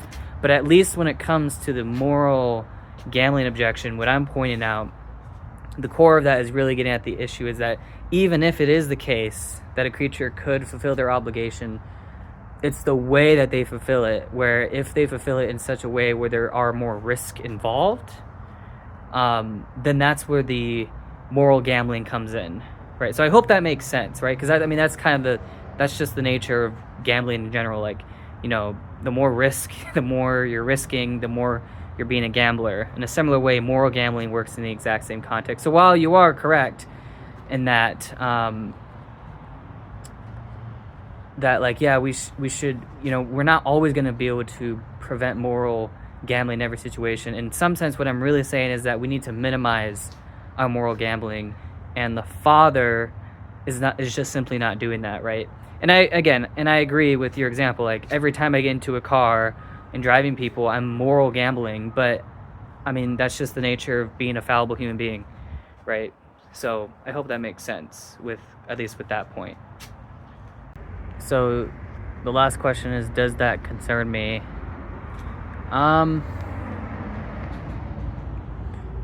Anything short. Well, so here's the thing, is there are different theists that will certainly not agree with my version of the defeat principle. There are other versions of the defeat principle where God only needs to pursue a sufficient number of opportunities for a creature to defeat their suffering, and it's up to the creature whether they want to pursue that or not, right? If I went with a weaker defeat principle, I wouldn't be too worried, because at that point they don't just come down to free will. But I do agree with you that at least this strong notion, this strong defeat principle, this kind of universalistic version of the defeat principle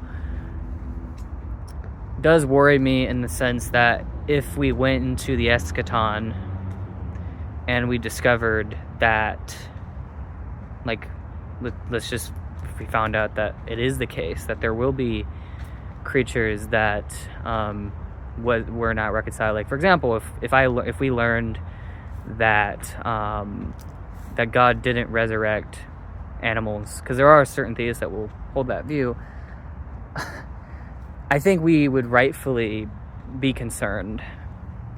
And if I'm going to be honest with you, Justin, I don't know how I would respond to that. I mean, it would kind of be very similar to, like, if I found out that Calvinism was true and there were going to be people that were sent to hell because God wanted them to send them there, right? He just predestined them to go there. So yeah, in that scenario, I mean, there's really not much you can do. Like, unfortunately, if we were in that kind of situation, I would be worried in the sense that, like, we would live in basically a Lovecraftian universe. Like, I would be very, very worried if that were the case. And so that's why I hope that's not the case, and I hope that it is the case that God will find a way to ensure that all creatures defeat their suffering, or at the very least that he gave them the sufficient opportunities to do so, right? If I were forced into some weak defeat principle, then that's where I would have to go. But I hope that kind of answers your last concern, in the sense, like, yeah, I think it is a little bit concerning, and yeah, that's a good, I would have to think more about that specific question. All right, so moral gambling. You originally defined moral gambling as any act that is done with anything less than rational certainty about the outcome. In other words, any moral action that is done on the basis of mere probabilistic reasoning about outcomes. And you further claim that such gambling is incompatible with loving another person. However, your more recent comments move away from that, and I think that that's the absolute right move to make. Instead, you kind of favor a kind of general principle that we should always minimize risk when making morally weighty decisions. This is, of course, true, right? I'm not going to argue against that, of course. That being said, that my point in bringing this up is that you point out that all this talk of risk and this talk of certainty was primarily to motivate a demarcation between what God can rightly do or allow as a moral agent and what us humans can rightly do or allow as moral agents.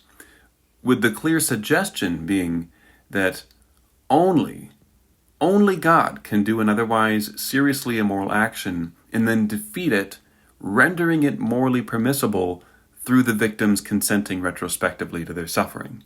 So, to this, I have two objections. So, my first criticism here is that this distinction is utterly morally irrelevant. It's just plainly false that a moral agent, even God, can purchase permissibility for otherwise seriously immoral actions by organically integrating the resulting suffering into the victim's view of their life, such that they consent to it. The perpetrator's moral guilt does not evaporate into thin air simply because they managed to get their victim to a place where they eventually change their mind about what has happened to them and consent backwards in time. This, to me, is deeply morally confused. And notice, though, that this confusion is made no less confusing if we stipulate that the moral agent is unique because he's created a universe. That doesn't really seem to make a difference here, right? So, now if we set that objection aside, one might still worry that this demarcation between God and man regarding the behavioral standards to which they're being held is a clear double standard. After all, we are stipulating that both humans and God are moral agents. However, as you rightly point out, having separate behavioral standards for moral agents is sometimes appropriate, even required in life. But the objection does point to a need to have a principled rationale for the distinction, right? If I understand you correctly, the rationale that you offer is an epistemic one. God is capable of knowing with certainty the outcome of everything that God does. This makes him a profoundly unique moral agent. And if that's true, it can potentially justify the claim that God may use the defeat principle, but humans cannot. This would, of course, undermine the relevance of my story about the therapist father and his daughter. But this brings me to my second objection. I don't think it works. It still contains a completely unprincipled rationale for its key distinction. That is to say, it still contains a double standard. Let me explain. If we, for the sake of the argument, are assuming defeat can turn an otherwise seriously immoral action into permissible ones, why think that a moral agent must have mathematical certainty rather than just a very high probabilistic confidence that they can defeat someone's evil before rightly being able to perform it, or having it as part of a broader plan? Literally no other moral action requires such godlike mathematical certainty before it can rightly be performed. So, while there may not be a double standard in saying that God may do things that humans cannot, there does appear to be a clear double standard between the epistemic requirements for what an agent may rightly do. What principled rationale can be given for attaching the defeat condition to such a standard of omniscience and omnipotence, right? I mean, granted, high-risk situations can require a greater degree of justified confidence before they are able to rightly be performed. But again, I stipulated that the therapist father is rational in a near certain confidence of being able to successfully defeat his daughter's suffering, right? Because he spent his entire life studying these things. He came up with these methods. He put them through all the tests he could possibly consider. So I agree with you when you say that we should always minimize risk in morally weighty situations. But has not the father done exactly that? So here, I'm done with my comments. I just want to kind of throw it back to you to have the last word on this kind of therapist-father story before moving on to the next section. So back to you. Hey, Justin. So yeah, those are really good points. So what I'm going to do is I'm going to try my best to respond to the two main point objections. I'll start off with the second one, because I think that's the weaker one, and then I'll go into the first one. So for the second objection, it's this kind of double standard point, right? Where we're saying like, oh, well, the human father knows that it's like that his therapy is going to be successful, versus God that has omniscient knowledge, right, of it being successful. And the argument goes, well, the human father it's morally permissible for the human father to pursue it given his lab results, given his scientific research, all that stuff. So the thing about this is I think the core of at least that demarcation of having certainty versus having just this probabilistic calculus is going to come down, I believe, to a precautionary principle. So precautionary principle would state that where there are threats of serious or irreversible damage, a lack of scientific certainty shall not be used as a reason for postponing cost-effective measures to prevent environmental degradation. So actually, the reason why I bring up this principle is it's actually relevant to a case that I'm currently working on in my bioethics class with regards to spider experiments. So, of course, I'm going to argue in my case that experimenting on spiders is morally permissible. But an objection to that is actually the precautionary principle, which states that, well, we don't know enough about spiders to really say whether they have a very complex biology, right? And so they might actually, we don't know whether they're going to experience, like, what type of experiences they go through. And so because of that, we should be precautious in not doing the experiments given certain lack of knowledge that we have about whether they have negative experiences or not, whether they experience pain, stuff like that. And I think that objection, or at least the principle behind that, is actually really relevant to this case, because what I'm saying is, in the case of the human father, he very clearly has options to pursue in terms of like making sure that his daughter has a good life that will not entail any defeat parameters, right? And so basically what my argument is that given the nature of human limitations, given our inability to predict the outcomes, right? So I'm using a kind of like chaos theory sort of analysis here. We're not in our rights to pursue the defeat condition, given that our context sort of implies, right, that there could be more harm, right? So we should take this precautionary approach where we want to take another approach, which is, we just want to prevent suffering, right? Because if you prevent suffering, and I think you would agree with this, if we prevent suffering, that takes care of the precautionary worry, because we're just saying, hey, like, we just don't want to risk anything at all. And so we're going to go with this this prevention principle instead of the defeat principle. And that really is getting at the heart, I believe, of what this epistemic line is supposed to be. And so because of that, right, I think in some sense there's going to be this notion where humans are always just necessarily going to have more risk involved in following a defeat-like parameter rather than God. Or, yeah, right. Now, with that in mind, I do think that this does weaken my objection. So I do think that this certainly weakens the force of the objection. And I certainly would agree that there needs to be other considerations in regards to whether it's morally permissible, right, for human to do this. And so this brings me now to my response to the first objection. I think it's going to be important to really narrow down this idea of consent, right? And what exactly can consent do to make something morally permissible? So I'm going to give two examples where I think consent to suffering very clearly is morally permissible. So the first example I want to give is Navy SEAL training. So I don't know anyone that's a Navy SEAL, but what I do know is that people that have gone through Navy SEAL training, especially those that have gone through what's called Hell Week, have experienced tremendous amounts of suffering. Like, they are literally yelled at, they're told to do like almost physically impossible tasks. Like, of course, they're not physically impossible, but they're almost physically impossible.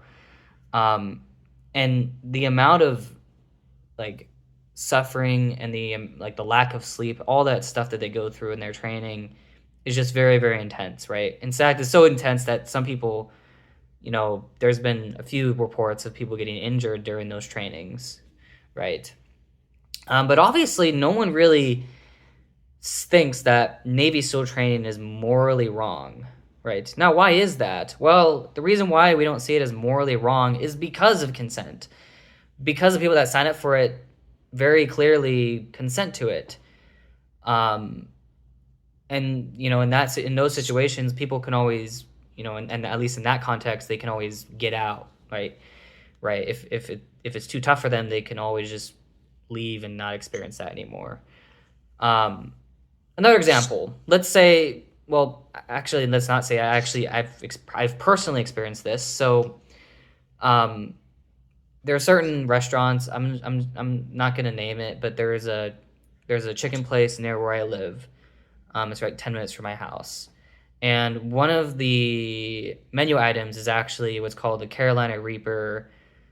I think it's Carolina Reaper chicken or something. Basically, they put Carolina Reaper powder on a chicken. Now, before you can actually eat that, you actually have to sign a waiver, which is a form of consent saying like, hey, like, I won't sue the place if I go through, this amount of suffering or whatever, right?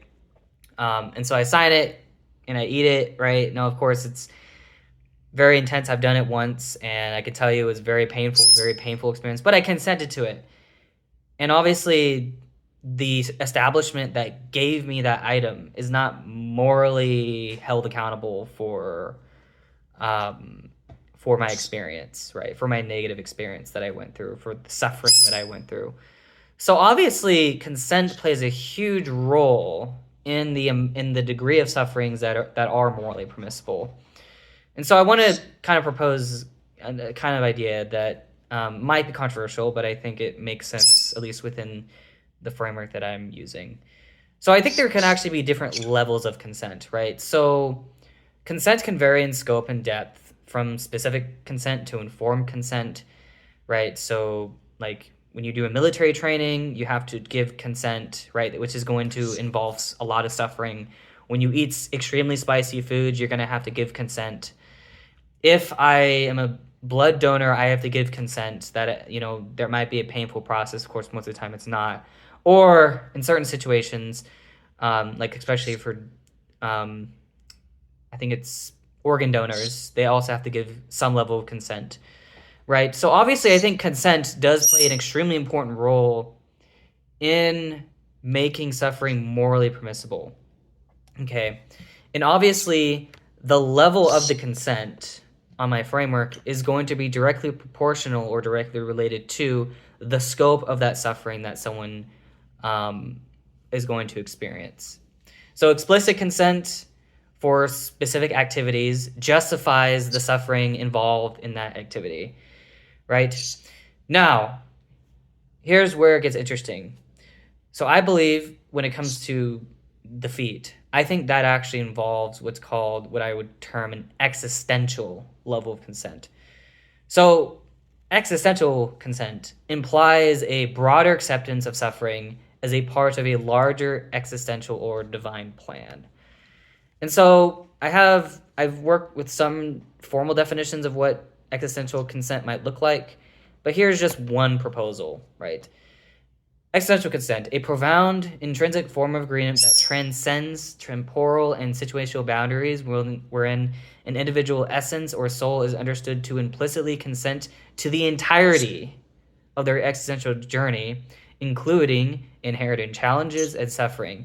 This consent is not articulated explicitly or in response to specific events, but is considered as a response to inherent acceptance of one's life conditions as part of a greater or teleologically guided whole life.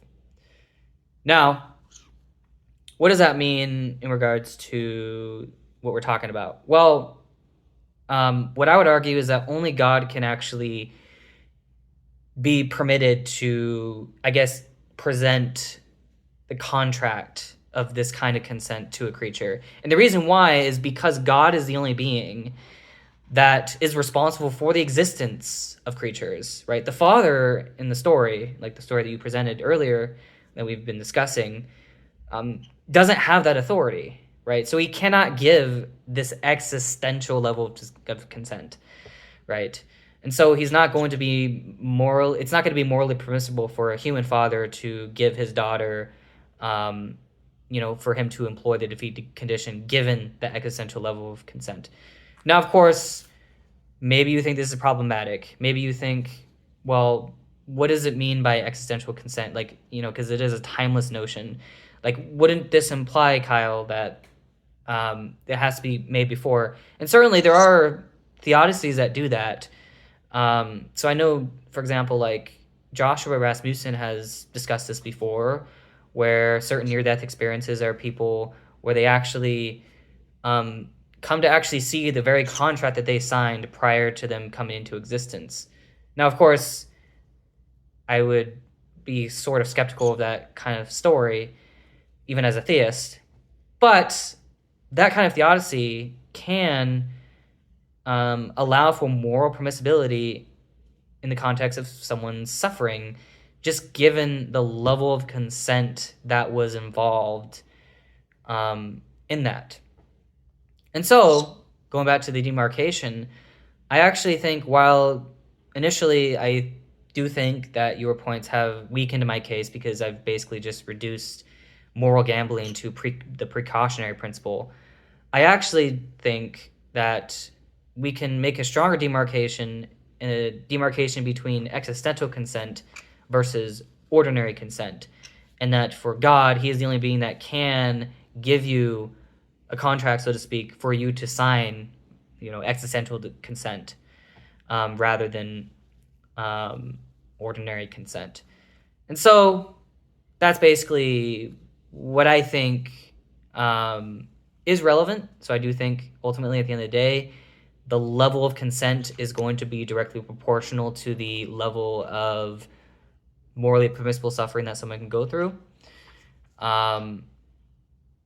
Maybe you disagree with that. Maybe you think there's some other considerations. But on my framework, that's kind of how I'm working. And that's just because there's plenty of examples just in real life where we give consent so that we can go through, some suffering so that we can grow or stuff like that, right? In the Navy SEAL example and in the spicy food example. And of course, there might be other examples as well that we can come up with. But I do think that consent is going to be absolutely critical when we're examining the moral landscape. Yeah, Kyle, thank you for your thoughts on that. Lots of interesting stuff there. I'm tempted to reply, but I want to kind of move the conversation forward to discuss other potential objections that one might have about this view so we can kind of better understand it. So far I've argued that a harm doer's compensating their victim, even to the point of the victim's enthusiastic satisfaction, simply cannot be a moral justification for the original harm occurring in the first place. And that was some common ground between us.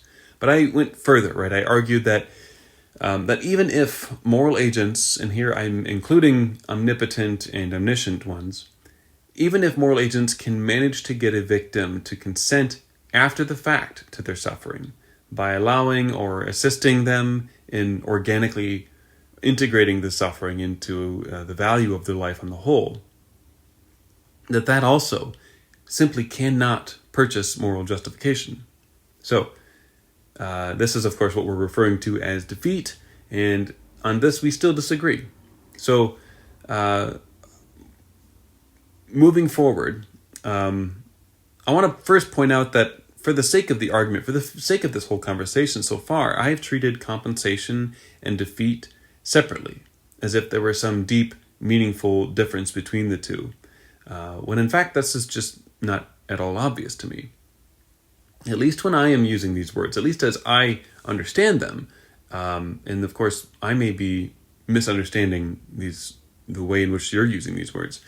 At least as I understand them, compensation is just one's provision of some value to another person such that it either balances off or outweighs the total disvalue that one has already contributed to the life of that other person, right? So it's just you harm them and you feel bad about it, so you're going to give them a bunch of good stuff to kind of make up for it. So you just got to outweigh it by either number or weight of those individual value parts, right?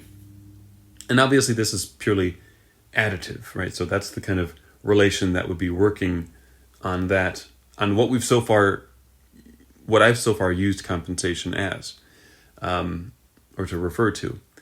And that can be contrasted with organic relations between value parts, where it's not just stacking up and counting and considering the weights of each individual one. We talked about the organic relation earlier, but what about defeat? In addition to the sum of the value of the parts themselves, defeat, as I understand it, also considers the value of any organic relations that exist between the value parts of the whole, and how those organic relations can contribute themselves to the value, the total value of the whole, in such a way that the value of the whole is not simply the sum of the discrete value parts, but it includes also the organic relations between those parts, and so it can be greater than the sum of its parts. So, now someone might reasonably hold then that defeat, at least as I've articulated it here, seems to be just a particular kind of compensation, right? Namely, this kind of compensation that also takes into consideration the value contributions of the organic relations between the value parts, right? So it's a thicker form of compensation, sure, but it's compensation nonetheless. The the same general logic applies to it. Now, if that's true, then here's a question. Why is it the case that compensation that includes only additive relation, or that I should say that considers only the additive relations of value parts, can never reach moral justification status, but yet somehow compensation that also includes the organic relations of value parts, the organic relations between value parts, somehow that can win us moral justification? That seems confusing to me. What is it about the organic relations specifically that carry this ability to win over moral justification, to kind of purchase moral justification for oneself? It doesn't seem like that's how these things work at all. So I guess my question for you then is, what's the morally relevant difference between, what's the morally relevant difference that organic relations themselves contribute? So that's a really, really good question. And it's a really important question, because answering that question will require one to sort of lay out their overarching metaethical framework. And that's what I intend to do in answering the question. So hopefully it's not too long. So I'm going to try to keep the principles very brief, and then I'll go to answering the question that you asked. So as I said earlier, I hold to a teleological view of ethics, and I'm also a moral contextualist. And so specifically, I hold to what's called natural law theory. Now, this theory is grounded in the works of Aristotle and further developed by Thomas Aquinas. And this theory posits that moral principles can be derived from the nature and purpose of human beings and the universe, as well as anything else. So it holds that there are, of course, objective moral truths accessible through reason, and we can understand or know those reasons through the telos, right? So with that theory in mind, there's a few principles that I think is important to understand. The first principle, which many philosophers have discussed, is the principle of sufficient reason, right? So this principle just posits that for every fact or event, there must be a sufficient reason for why it is so and not otherwise. So that's the first kind of principle. The second principle is what's called real essentialism. So real essentialism, rooted in Aristotelian metaphysics, posits that entities have essences or natures that define their identities and determine their properties and behaviors. It opposes, of course, a nominalist view, which we're not going to get into that today, but this is important for my metaethics. Finally, or I guess fourthly, or thirdly, I should say, there's what I call the convertibility principle. This actually originates from Thomistic metaphysics, and this principle asserts that there's a fundamental identity between being and goodness, right? It implies, of course, that the act of existence itself is intrinsically good, and therefore every being by virtue of merely existence participates in that goodness. Now, the reason why I bring this up is just I'm just trying to lay out the framework. Finally, there's a principle of finality. This is kind of central to some Aristotelian Thomistic teleology. This principle contends that every agent acts for an end, and every effect exists for the sake of achieving some purpose, right? Now, of course, this principle is important because it underlines the teleological ethics that I'm kind of working with, and that entities are going to be directed towards fulfilling their nature, and that really ethics is just the science of fulfilling one's nature. So with that metaethical framework in mind, this is important when it comes to answering the question. And here's the reason why. Well, I guess instead of laying out the principles, I talked about in my last response existential consent, so keep that in mind. But then also, I want to bring in the idea of sainthood, right? So, of course, we talked a little bit about this, perhaps, but a big part of my Theodicy is this idea of sainthood. So sainthood, I would say, represents the epiphany of moral and spiritual excellence achieved through the integration and transcendence of suffering. It exemplifies the attainment of the highest virtues and aligns with the divine will, often through a life of marked by trials and for those trials to be overcome and transformed. Now, with those 4 principles and with sainthood, so now let's just, for the sake of argument, let's just take this as a given. Maybe you have objections to natural law theory, which we can discuss later, but to answer the question, what's the moral distinction? This is how I would respond. So the distinction between organic or defeat compensation and additive compensation is clear when we apply these principles to the question. And so additive compensation, I would say, embodies a linear, external kind of method for balancing the scales of suffering, right? And so it kind of adheres to this kind of mechanistic view where positive goods are tallied against the negatives, right? Based on the premise that these goods and sufferings can be qualitatively matched or offset. However, this approach tends to neglect the qualitative dimensions of human experiences. And it overlooks the inherent essence and transformative potential of suffering. Such a perspective falls short of engaging with the teleological outline or framework that I'm working with, particularly because it doesn't really address like how the suffering can contribute to someone's identity, so like it doesn't really work well with real essentialism.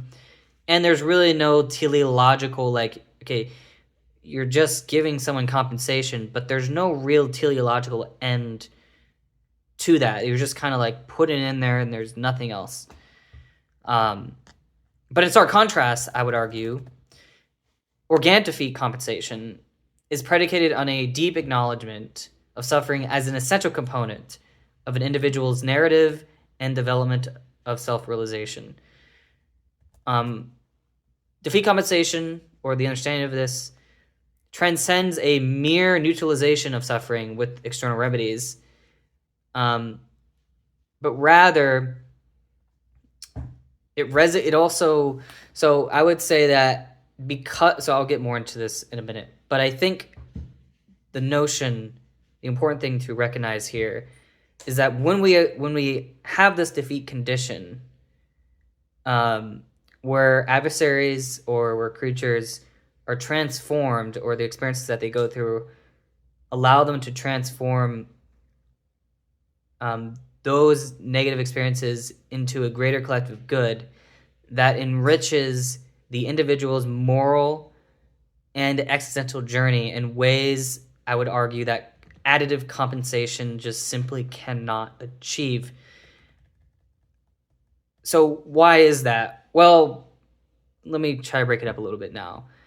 The concept of, I would argue in my last response, existential consent, introduces the notion that an implicit profound agreement with the entirety of one's life path, that's a necessary condition, so there has to be this existential consent involved.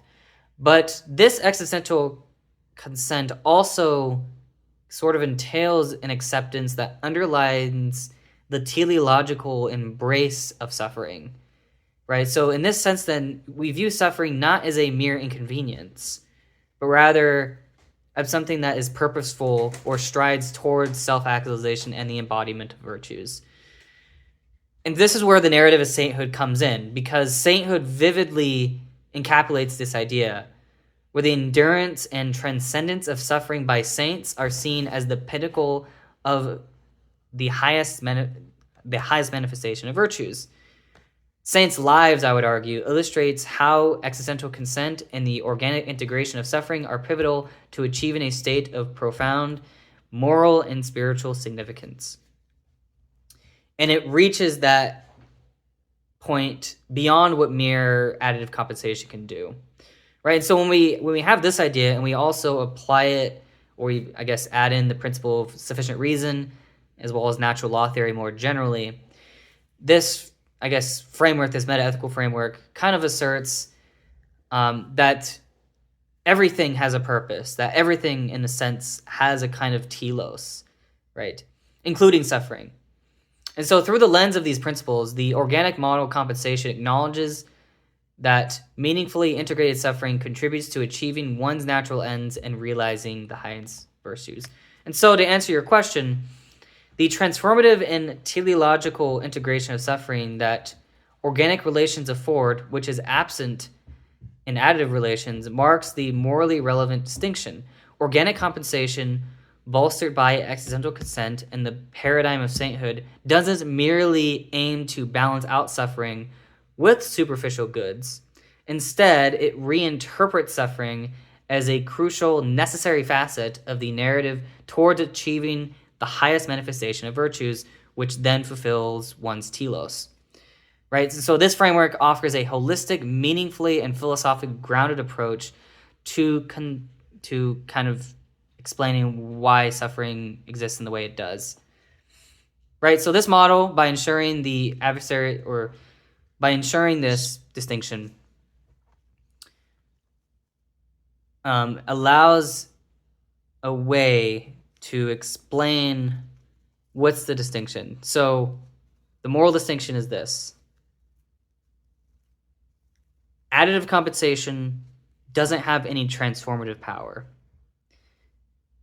especially in regards to sainthood, whereas organic compensation, or this defeat paradigm, does intrinsically relate to sainthood.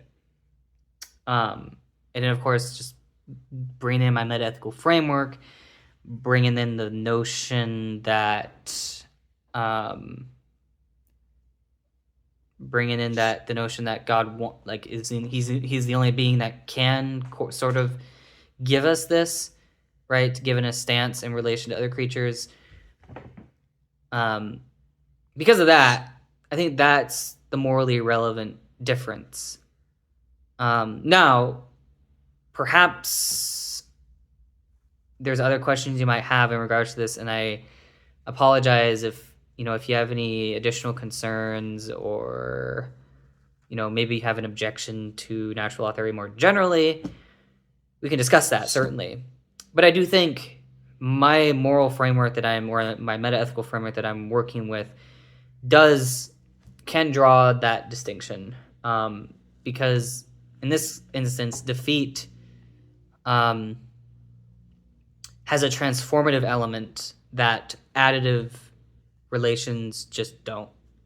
It's super interesting stuff. So I gotta say, with your last comments, it seems as though you have been intending to use defeat as a particular kind of compensation this entire time. And I gotta admit, I must have completely missed this in our exchange. I think perhaps what threw me off was the distinguishing between what you called therapeutic defeat and existential defeat.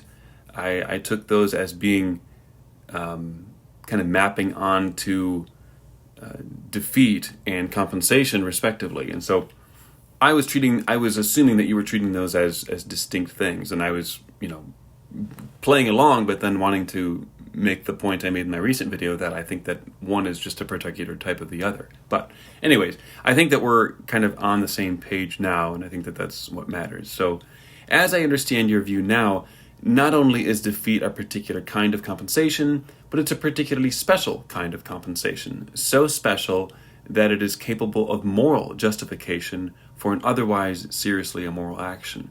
Now, of course, I noted earlier that I think that this is just incorrect. Compensation can never purchase moral justification, even if the compensation includes both good bits and valuable or interesting relations between those good bits and the bad bits, such that it kind of makes a life more valuable. I do not think that victims can rightly be bought off in this way, even by an omnipotent and omniscient being. So, as I understand you then, you agree that mere compensation of goods considered additively cannot win moral justification, but defeat, or what we're calling organically related compensation, can. The main reason for the special status of this organic relation kind of compensation is its ability to bring about creaturely transformation, as you put it. And as you note, this is a kind of, it's a version of soul-building theodicies, right? So, or as Dougherty imagines, the saint-making theodicy. Now, for listeners, Dougherty's main contribution here is to expand this soul-building theodicy to include animals who, after death, will eventually be given rational capacities, allowing them to look back on their suffering, and the suffering in their lives, and consent to it, upon appreciating how, through being organically related to other value parts of their lives, their suffering ends up contributing value to their lives on the whole, that otherwise just would not be there. Now, there's a lot to say about the soul-building theodicy generally, but I do want to kind of set that aside, as there is, I think, still much to say about this kind of defeat principle. So, and again, this is a word that we're using interchangeably with the phrase organically related compensation. So, just to kind of clarify where we are conceptually. So here's a question that I have. Is it even true that all of the known sufferings in the actual world can be related in an organic way to the goods in the afterlife that this view requires? Here's my worry. According to your universalism, we will all, in time, find our way into the divine embrace, in which infinite divine goods will utterly overwhelm our experienced evils, making them nothing but a faint and distant memory. Such a deluge of heavenly goods by itself would, of course, merely be additive, right? Now, according to this view, that would not suffice, right? So the goods must not only additively overwhelm the evils in number and degree, but they must be organically related to those evils that we've so far experienced in our lives. It also cannot be the case that our consenting to past horrors results from the blurring effect that 1,000 heavenly or purgatorial years would no doubt have on our memory of those horrors, right? Surely shoving more and more time in between us and our horrors does not exonerate even an omnipotent and omniscient being's earlier policy of complete non-intervention, right? So now, Marilyn McCord Adams, right? She claims that people will eventually come to see the moments of their long past suffering as moments where God is present with them, and therefore not wish it away. But even if this is true, notice that it wouldn't actually make their sufferings in their past organically related to the goods that they're now experiencing, as McCord says that they must be for defeat to be successful. And so I take the phrase organic relation to suggest an actual connection, I dare say even a causal connection, rather than just a correlation, right? So, for example, a lonely introvert experiences some catastrophic injury that seems horrible, but this allows him to eventually meet and bond with his future wife, who has a similar injury, and they bond at like a physical therapy appointment or something, right? He might eventually come to no longer wish away his injury because of the deep value that is provided to his life. That's how I understand organic relations. Possibly I have this completely wrong, but that's how I understand it. So it's something that like broadens our perspective on an evil in a way that allows us to recognize how it causally contributes to some valuable future states and, potentially making our lives overall good on the whole. It's not as though, our person who gets this injury, it's not as though he no longer wishes away his injury simply because a bunch of other good things happen, right?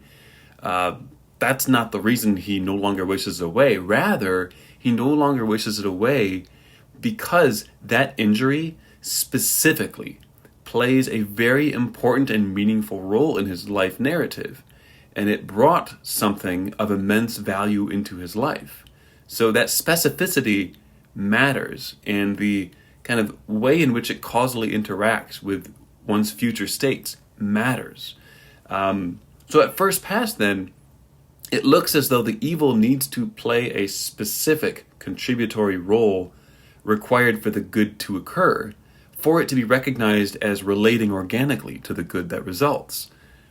But if we then turn to somebody who had like an absolute hellish life, experiencing the worst of human evils, the abuses of all sorts, and it completely destroys their meaning-making capacities early in life. And yet they still live a very long life in a fragmented and depressive state, and then they eventually die alone. Like, imagine that person. What happens then? Such a person is then transported to an afterlife. How are they to understand the eventual deluge of infinite divine goods as organically related to that suffering? Especially in light of the fact that it's clearly not necessary for the deluge of goods, because many people live their entire lives in relative states of comfort. And so, yeah, they're going to be thinking this was clearly not necessary. It's not as though this was the injury that allowed me to meet my proverbial future spouse, right? So he's not going to be comforted by that in that way. And yet, if your view is correct, they all eventually will get to drink from the fire hose of divine goods. So I guess, could you talk a little bit about the evils on this side of death and how they can be organically related to the goods that eventually await every last one of us on the other side? Because I'm having a difficult time understanding, like, how this could be organically related.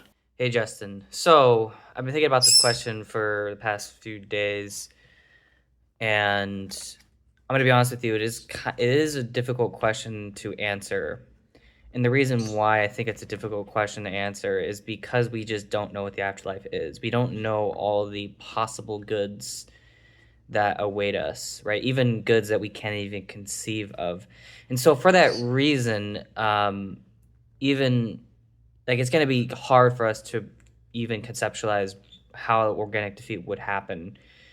And a big part of this, so a part of like a theodicy, I think, is we don't need to necessarily account for every single instance of suffering. So we don't need to, what I'm saying is like, we don't need to like have a comprehensive answer for how exactly every single individual person, how they're going to individually defeat their suffering in the afterlife. I mean, we don't do that for anything. Like, for example, like in evolutionary theory, we don't need to observe every single life form in order to know that evolution happens, right? And so I think the same thing would apply in this kind of scenario when it comes to theodicy, which is we can provide a general framework for how it might look, but we're not going to be able to provide a solid answer to every single instance of evil, especially if we don't have access to what the afterlife is going to be like, or at least the goods that are going to exist in the afterlife. And so in that sense, I just want to kind of outline that point, which is that like there might be examples that we come up with where we don't actually know exactly what the organic compensated good is going to be in the afterlife. So I just want to kind of highlight that point. Now, with regards to what you said, I pretty much agree. I think that we can both come to this understanding that additive compensation is not enough, that is not sufficient, that you're going to need this organic, or it's called organic compensation. I mean, in some sense, it's compensation in the sense that there is this good that someone receives, right? But in this sense, the good that they receive is going to be organically related to the evils that they experienced. And so the important thing is, well, what are those going to be? And so I think it's helpful to kind of think of this in terms of an analogy, or perhaps of how certain art pieces work. And so I think, in my perspective, every single individual life, you could say, is what I would call an organic biographical, is it kind of like a organic biographical mosaic artwork. So in other words, every single person's life, their biography, is going to be like a mosaic art piece in a sense. And so with using a kind of mosaic analogy, we can kind of draw some ideas what this might look like. So a mosaic, of course, is composed of individual pieces. Each piece is unique in the color, shape, and texture, right? Similarly, the events, choices, and experiences in a person's life, ranging from moments of joy to periods of, let's say, horrific suffering, are the distinct pieces that compose the mosaic life of their existence, right? So each piece in that mosaic biography contributes to the overall picture, right? So a mosaic art piece, of course, is if you don't know what it is, so basically it's like this art piece where like every single piece has its own unique structure to it, right? But then if you put it all together, right, it actually is a beautiful whole. And so with this, you can kind of bring it back to the analogy. Let's say, well, evil in a sense are like the bad pieces, like the messed up pieces, right? And they have this kind of unique shape within them. But then you take that evil, you say, okay, it actually organically relates to the other events that happen in someone's life, right? And what I mean by life here is I'm not just talking someone's earthly existence, but also their afterlife existence. And so because of that, then it's going to organically relate there. Now you bring up this interesting point in regards to causal connections. I'm not really sure if you need necessarily causal connections in every situation. I just think that you need, at least at the bare minimum, you're going to need narrative connections, right? So, for example, if let's say that someone gets into a car crash and they go into a coma. And let's say they're in a coma for, let's say, 10 years, right? Then 10 years later, after that initial point, they actually wake up and then, they actually meet the love of their life, right? And then they would have never met this person unless they were in a coma for 10 years. I think the same thing can work, at least in certain sense, when it comes to the afterlife. So in some sense, someone dies, right? They experience something very horrific, which is their overall life experience in the same way, just like someone experienced something horrific in a car crash or something. But then when they get on the other side, they actually get something better, or at least there is a good that organically relates to what they experience. And so you can draw. So I don't think time is necessarily an issue, because on this kind of understanding, there is this, I guess you could say, gappy existence, or this time where the person doesn't receive compensating good, which is, in the sense of there's this distinction in time. But I think when we bring into account the eschaton, so bring into account that the person must eventually come back to life in this physical world, through a physical resurrection, then those are going to be where the compensating organic goods come into play. And so I'm going to outline, I guess, I don't want to get too much into details, but I think it might be helpful to provide certain examples. So I'm going to provide 4 general examples of how this might work out. So let's say we have the story of a persecuted philosopher. Imagine a philosopher who throughout their life faces persecution for their beliefs, leading to a life filled with isolation, injustice, and suffering. However, let's say that in the afterlife, the depths of understanding, empathy, and resilience they develop become the cornerstone of their spiritual identity.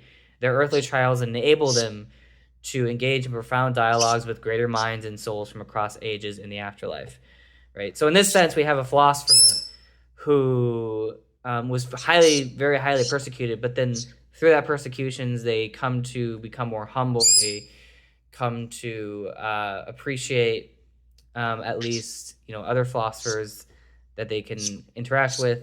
And so in the afterlife, then through those trials, they come to organic relationships. Now, that's not the best example. Here's another example I want to highlight. Consider a medical professional who works in war-torn regions, witnessing unspeakable horrors and suffering immense personal loss and trauma. However, let's say that they enter the afterlife. Their experiences of empathy, compassion, and self-sacrifice enrich their ability for love and healing. They find themselves in a realm where their ability to understand and alleviate or reduce suffering is magnified, allowing them to bring peace and comfort to the other people in that arena. So in this sense, then, you could say that it's more about what the suffering does to someone's character that allows it so that what they experience can organically relate to a certain afterlife, right? Kind of like, you can say it's kind of like the world is kind of like an educative matrix that they had to go through in order to develop these things. Another example, let's envision an artist who creates profound works of beauty and depth, but let's say this artist remains unrecognized by other people. In the afterlife, then, you could say that their artistic expressions and the purity of their unacknowledgement dedication becomes a beacon of creativity and inspiration to others. So here's an example of how this might work out. So there's this writer, I believe his name is H.P. Lovecraft. When he was alive, he was a very poor man, right? He, as far as I know, he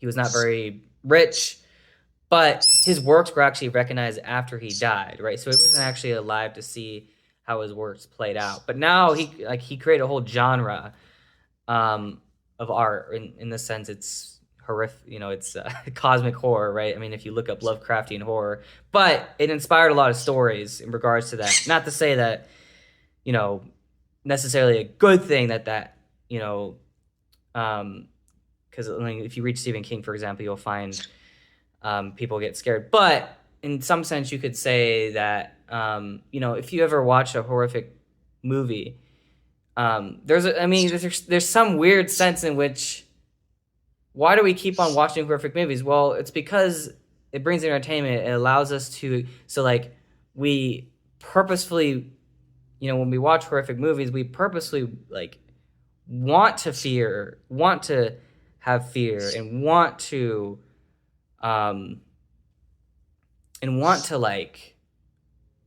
somehow experience horror in some sense.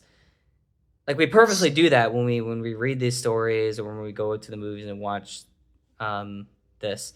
Why is that the case? Well, I think it's because we want to have those moments of experience, right? We in some sense, we've consented to those feelings of horror, feelings of fear, right? That organically, I would say, relate to how we see the world more generally. So that's another kind of perspective. Now, of course, that's not the best example, but perhaps it's a way to kind of view this way of consent. Finally, let's say we have someone who endures betrayal and injustice, but chooses the path of forgiveness and reconciliation despite their suffering.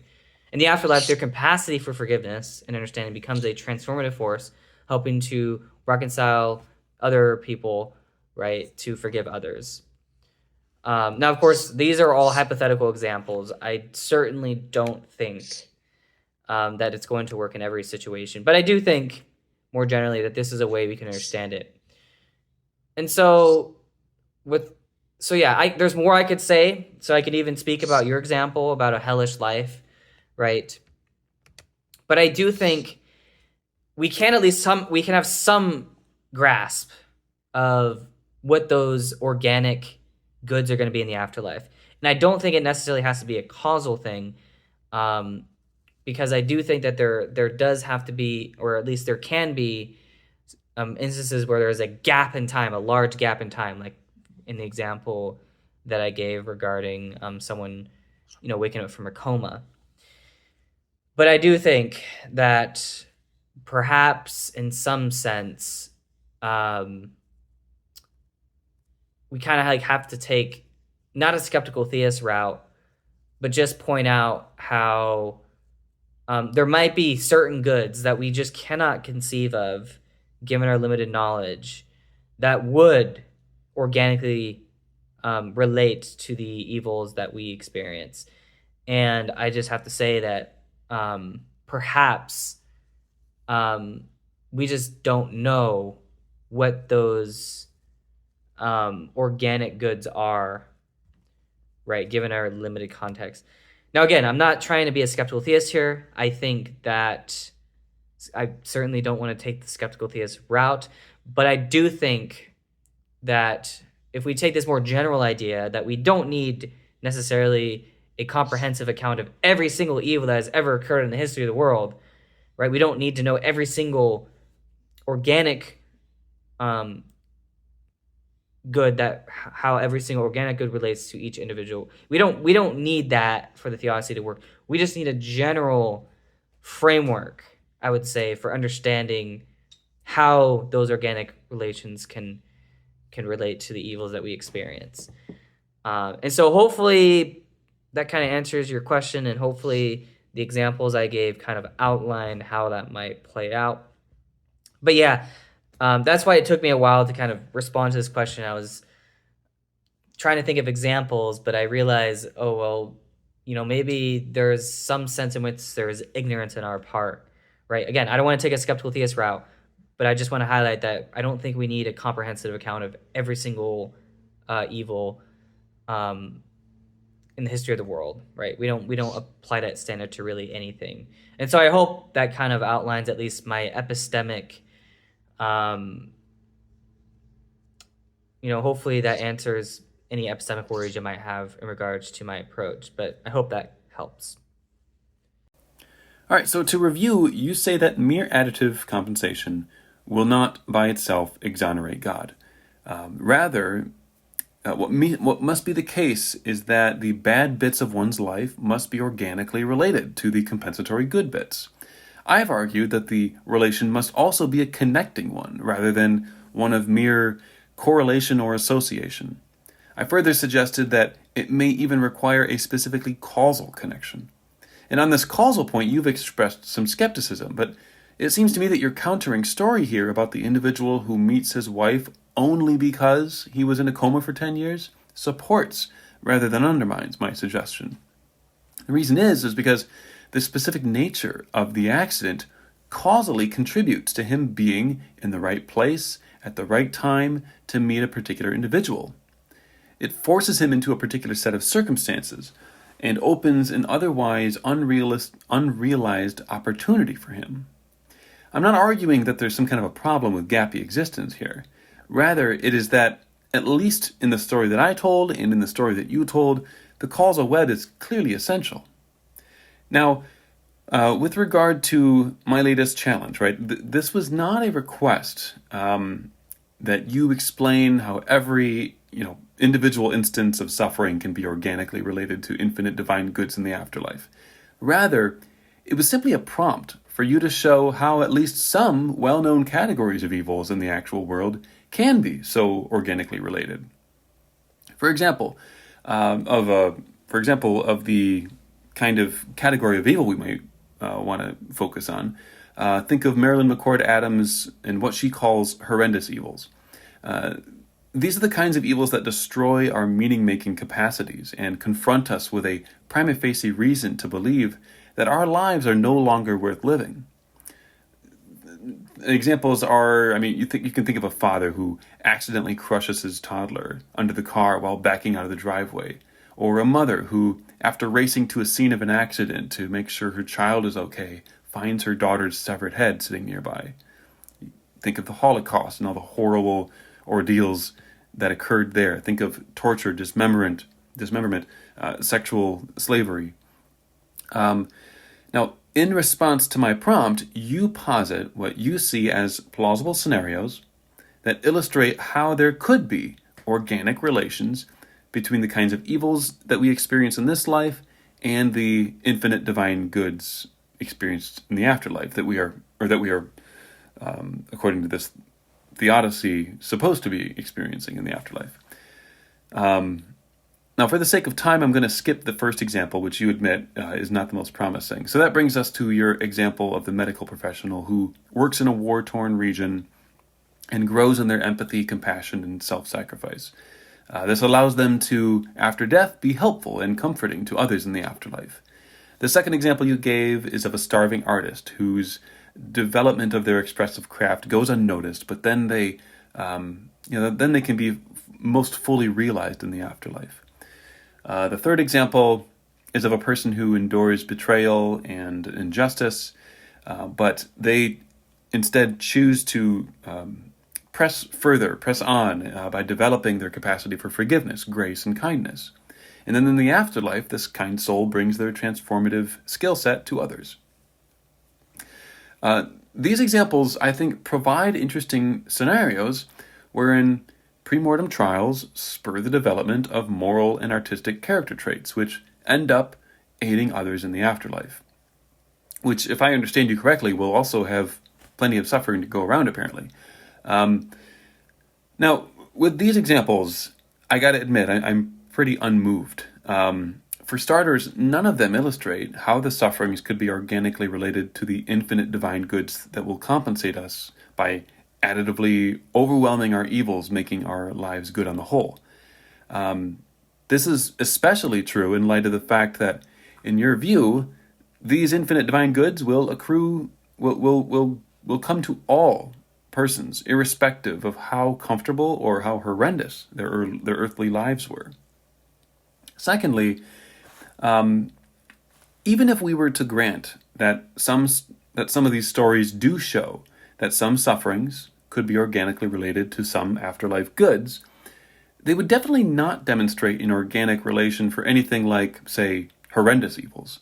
There are other methods besides participation in horrors that are capable of bringing about moral, intellectual, and artistic character development.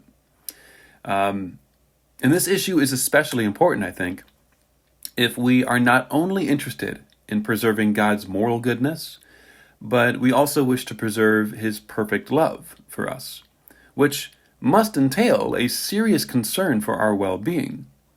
Now, in his book, Trent Dougherty, his 2014 book, Trent Dougherty argues that parents may and often do rightly allow their children to endure hardship in order to build their character, even to the point of enrolling them in outdoor adventure programs where injuries are a real possibility. However, very little discussion is given to the fact that these are carefully structured programs designed by professionals who, because of their love of the children and because of the love of those children's parents, are there to mitigate risk of serious harm. Now, as a last point, you note that as finite persons, we may not know all possible organic goods. Now, I assume when you say this that you misspoke, essentially. You intended to say that as finite persons, we may not know all of the possible organic relations that exist between infinite divine goods and the kinds of pre-mortem evils we experience. Now, part of the reason, of course, is that we don't know the full depth or array of possible divine goods, and whether or not the ones that we do know are even loosely representative. And if that's the case, then we don't know how they can, what kind of relations they can enter into. And so we don't know how they could be organically related to the kinds of evils that we do know exist, right? So it's not just that we don't know all of these organic relations. It's that it's not even clear that we have much grasp at all on any organic relations that could exist between the evils that we experience and the infinite divine goods. It's very difficult to see, even when thinking quite hard about it, it's very difficult to see what such relationships would even look like. So my question then is, does our inability to identify such organic relations license us to think that probably there are some known evils that lack an organic relation to a divine good? Hey, Justin. So I pretty much agree with most of what you said, and I want to also clarify that the examples I gave, I admit, were not that great. And that was my fault because I didn't actually take into account what heaven actually is and what the afterlife is. And so in this response, I'm going to give kind of an outline of what heaven's going to look, what heaven might look like, or at least the best representation that I can. And then from that model, I can then derive how we can get these organic goods. So you bring up a good point with regards to the gap existence aspect, first of all. So you say, in the example, the individual meets his wife only because he was in a coma for 10 years, supports rather than undermines his suggestion of requiring a causal connection of there needing to be organic relationships. So when we're talking about causal connections, I just mean more narratival connections. Certainly that can involve causal connections, but it doesn't always have to be, especially when you have like big gaps in time, right? So in that case, if there's a big gap in time, there's going to be less room for causal connections, but there will be, I would say, narratival connections. Now, the point I want to clarify is that we can make the argument that someone may die at a certain time in their life, and then when a resurrection occurs, so an afterlife scenario happens, they happen to meet and form relationships with others who also had very similar experiences, and thus they can form unique relationships given their life, their similar life stories, and that this forms such unique relationships that would not exist without the horrors that those individuals experienced. And so here we could say that a resurrection serves as a sort of way where individuals with specific circumstances, experiences, and insights in the afterlife can relate to others who also have very similar experiences. In this sense, then, the resurrection provides a context where individuals endowed with their earthly experiences and the growth that the growth that they've undergone from those experiences are placed in scenarios where those experiences become instrumental in realizing new opportunities, relationships, and understandings. Now, here, I think the key point of the afterlife is this idea of a relationship. So, relationship between human to human and even human creature to God. We can just talk about not just humans, but also just creatures in general, because I do think that animals are a part of this. And so here's a few examples of how this might play out. Let's say that in the afterlife, martyrdom saints, so literally people that died for their faith, actually form a community based on their shared experiences of sacrifice and steadfast faith in the face of persecution. This community would not only be a testament to their individual courage, but also a space where their collective experiences contribute to a deeper understanding and appreciation of faith, resilience, and the power of conviction.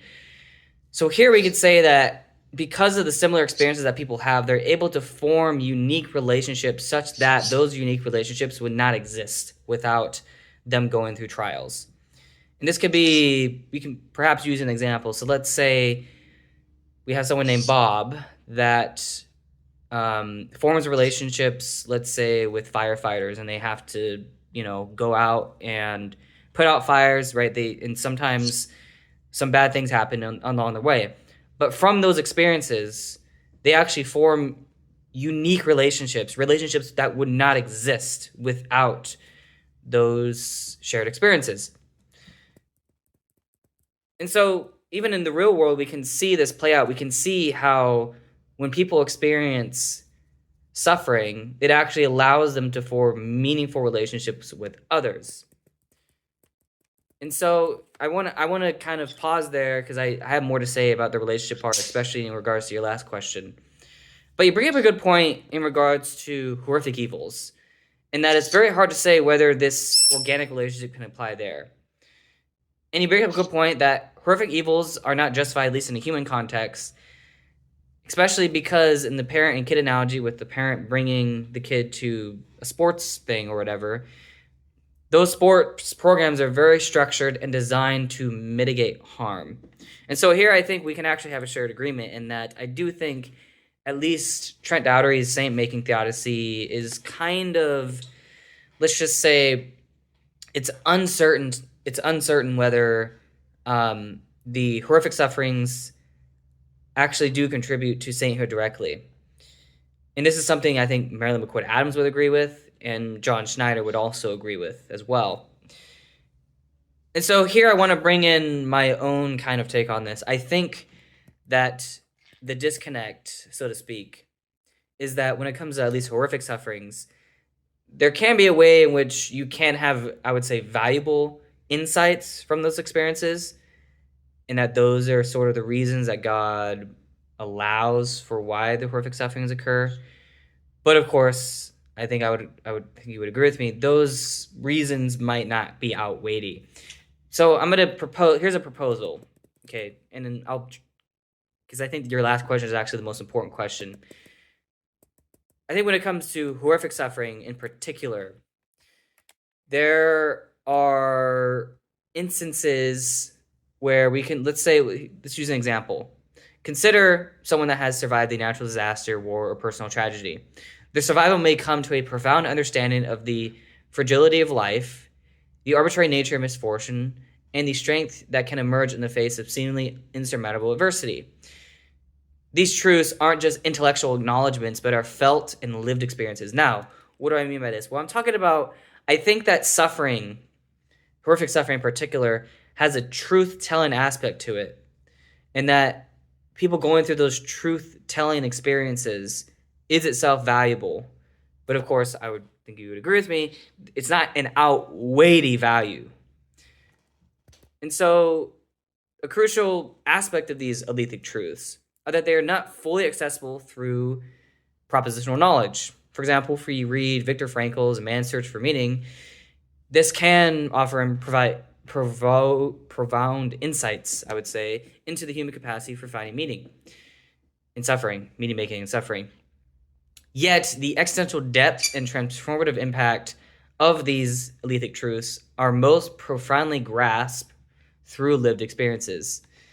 And so here we could say that the alethic value of horrific suffering lies not in the suffering itself, but in the potential for such experiences to lead to deep, often painful, yet transformative truths about existence, resilience, and the complex nature of human life. And so here what I'm saying, and this is actually something that is supported, or at least has been argued from Marilyn McCord Adams, which is that horrific sufferings have this truth-telling aspect.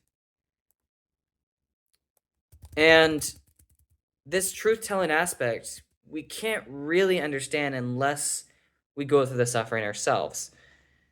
Now, of course, I would agree with, I think your thought might be, well, Kyle, this is certainly not this doesn't outweigh it. This doesn't make it worthwhile. And I agree, if we mean that the horrific suffering outweighs this alethic truth-telling thing that I'm mentioning, I agree with you. It's going to outweigh it, which is why I think we need defeat. We need organic defeat. And this is where your last question comes into play. And that is that I think there is so your question, so let me just phrase. Your question is this. You say, it's not just that we don't know all organic relationships, but it's not clear that we even have any grasp on all organic relationships between the evils that we experience and the infinite divine goods. With this, my question is this. So this is your question. Does our inability to identify such organic relationships license us to think that there probably are some known evils that lack an organic relationship? And so I would say this is my response. Okay. It's true that our limited human perspective makes it difficult to discern the specific ways in which earthly sufferings might be organically related to divine goods. However, this does not necessarily lead to the conclusion that some known evils lack any organic relationships with such goods. I would say that the concept or the idea that you have a relationship with God, who is the greatest possible good, for an unending amount of time, actually offers, I would say, a foundational basis. So again, this is a foundational basis for understanding the potential for organic compensation. This eternal relationship with God provides a context in which the sufferings in this life can be seen as contributing to a deeper, more profound community, relationship with God. So here's the thing. So Marilyn McCord Adams has pointed out how Christ's suffering, so the suffering that Jesus himself went through, is a means for him to actually relate to the victims of horrific suffering. And it illustrates for the potential for organic connections between suffering and God. Right.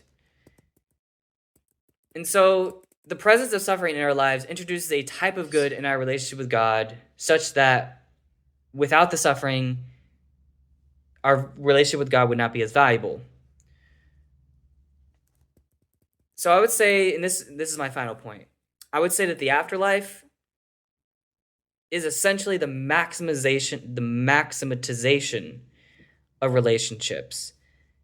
And what I mean is that there are relationships in the afterlife that are formed such that those relationships would not be valuable and unique without the experiences that we have on earth, right? So going back, remember my example from earlier, with the community of the martyrdom saints.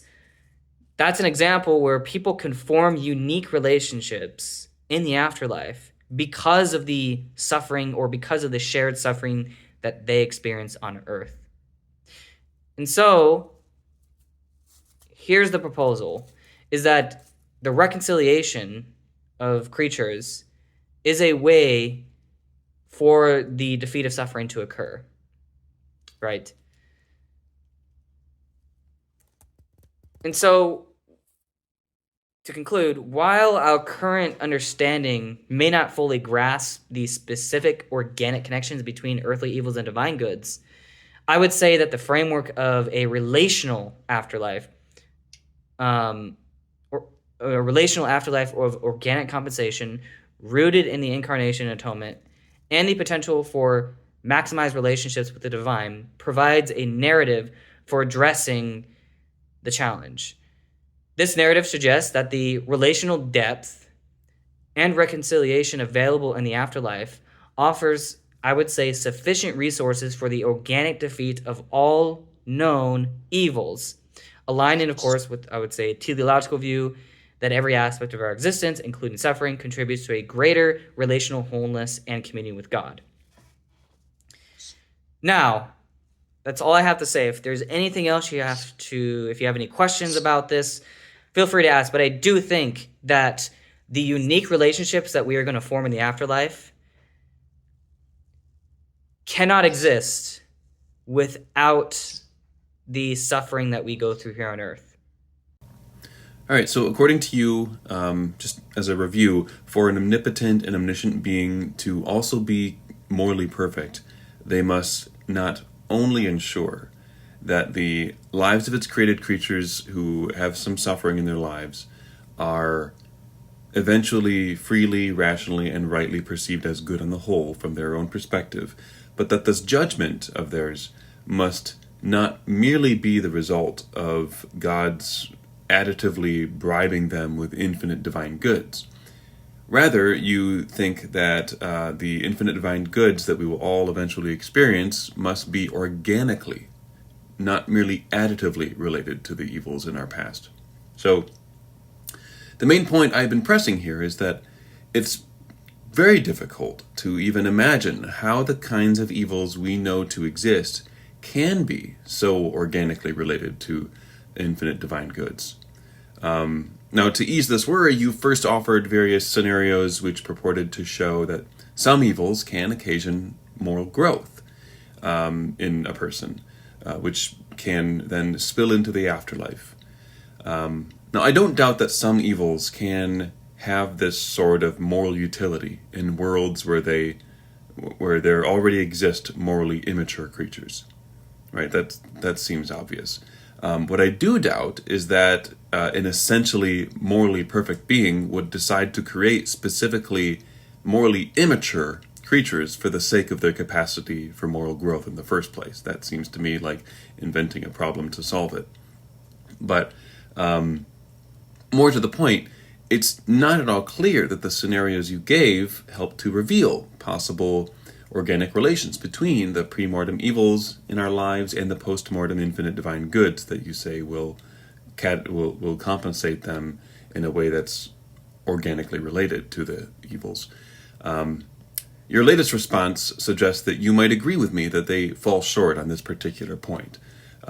So it seems then that we agree that something different is required if we are to make the case that organic relations between real-world evils and infinite divine goods are not only, one, possible, but two, they do in fact obtain in the actual world in a way that we somehow have epistemic access to at least a representative sample of them on this side of death specifically.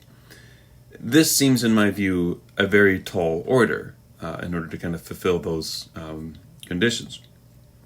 Now, in an attempt to fulfill that order, you replace your earlier scenarios with the good of unique relationships.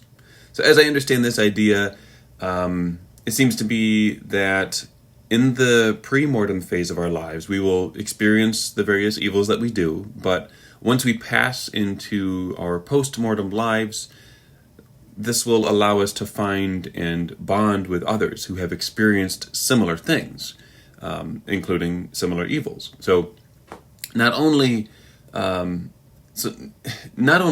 but that the relationships that result from this kind of meeting in the afterlife of people with common experiences, that those relationships will be deeper and more rewarding than they otherwise could have been as a result of that suffering. And that these are all very unique relationships. And I would agree that would seem to be a very unique relationship. And I honestly, I think that this is a very theologically interesting idea. Personally, my mind went to like war veterans, like elderly war veterans. So like when a veteran of some particular battle first meets another veteran who has served in that same war effort, even if they've never met before, there is a palpable mutual adoration and respect. Yes, they have their friends and their family, but there's a real sense in which these complete strangers understand parts of each other more than their own family could ever. Simply because they served in the same battle, they witnessed the same hells of war. They've met somebody in this instance who understands what they went through in a way that no one else could. And so I would agree that this can kind of serve as a basis of a very unique and valuable relationship.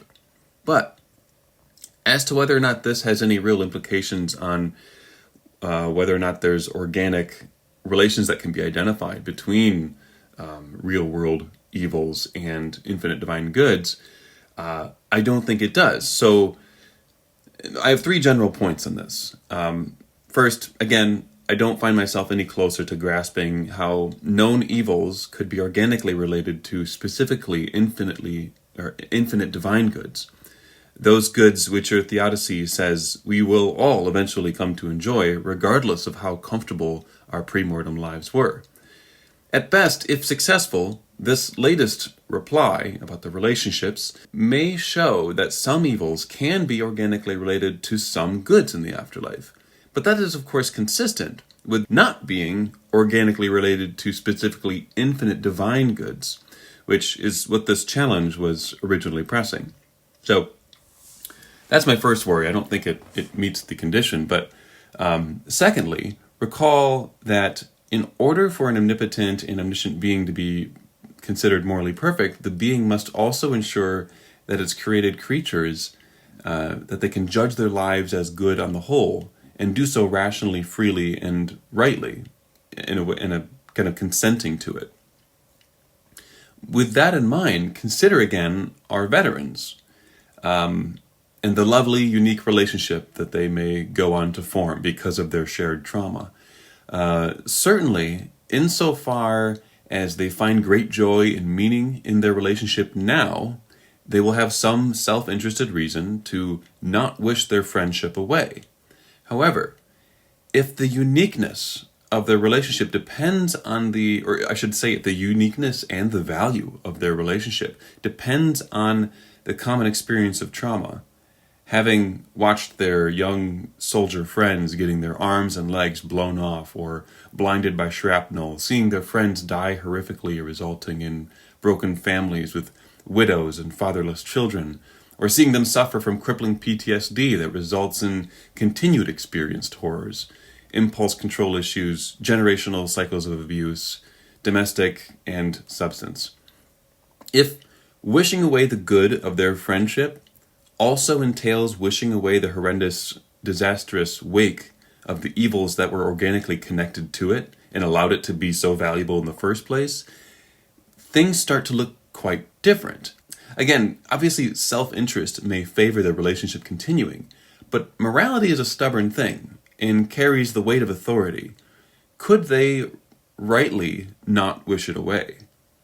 I think obviously not. Morally speaking, they should prefer that none of those horrors ever occurred, even if it means that they lose out on this resulting personal benefit of a unique and valuable relationship.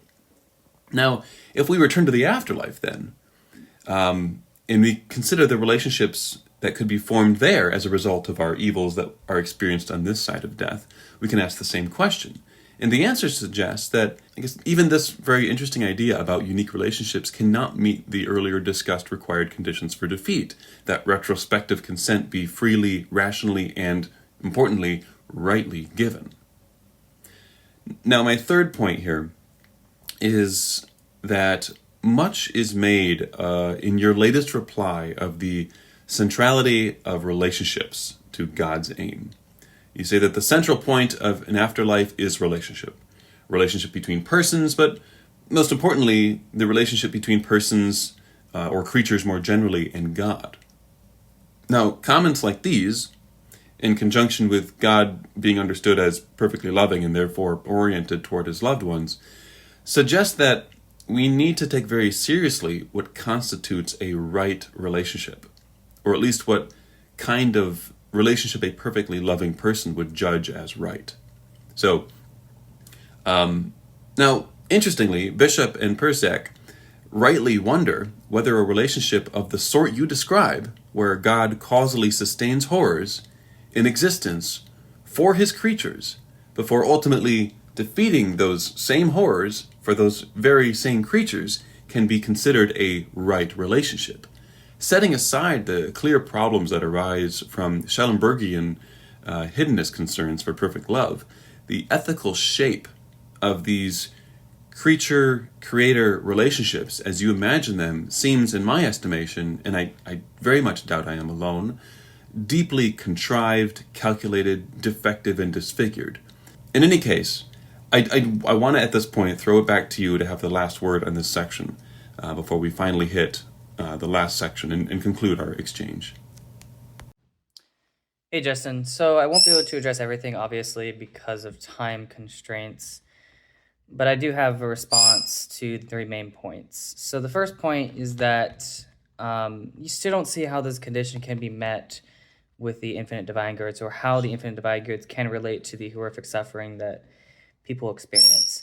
And here I think the core issue is about whether our relationship with God is going to itself require this kind of suffering. And I do think that there's a concession I have to make, which is that I don't see a solution to this problem other than what I call the Christological solution. And this is actually the solution that Marilyn McCord Adams herself kind of developed.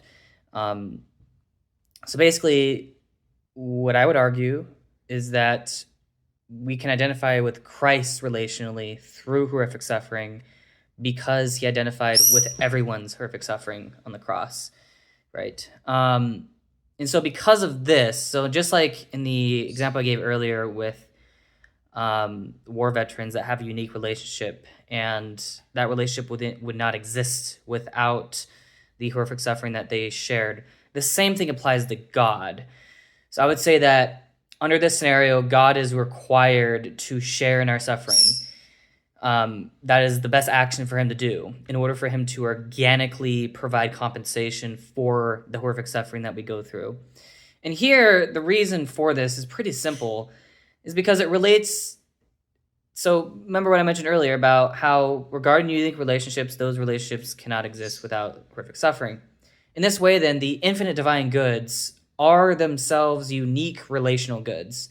And those unique relational goods could not exist without the horrific suffering. And I would argue also that this is the backbone of a relationship. So I would argue that the horrors that someone goes through, because they can relate to Christ, which is God incarnate, that forms the very backbone or the foundation of the relationship itself. Just like, you know, if you meet just like if a war veteran meets another war veteran, they have that shared kind of understanding. They can understand someone in a way that nobody else can. And so I would say that we can intimately relate to God in all of our aspects of who we are, both the perfect aspects or both of our good aspects, and also our bad aspects, so the aspects of us that might not be ideal, right? Because it is a process of, you know, sanctification and stuff. Regardless, though, I do think that the only solution to this problem, Okay, I want to emphasize the only real solution to this problem is if Christ or if God himself shares in our suffering. And of course, that's going to require an incarnation. That's really, I think, the only solution that can work when it comes to this. So that is a bullet that a theist is going to have to bite. So if you don't believe that, if you're a theist and if you don't believe that Jesus is Christ incarnate, or sorry, if you don't believe that Christ is God incarnate, then this solution is not going to work.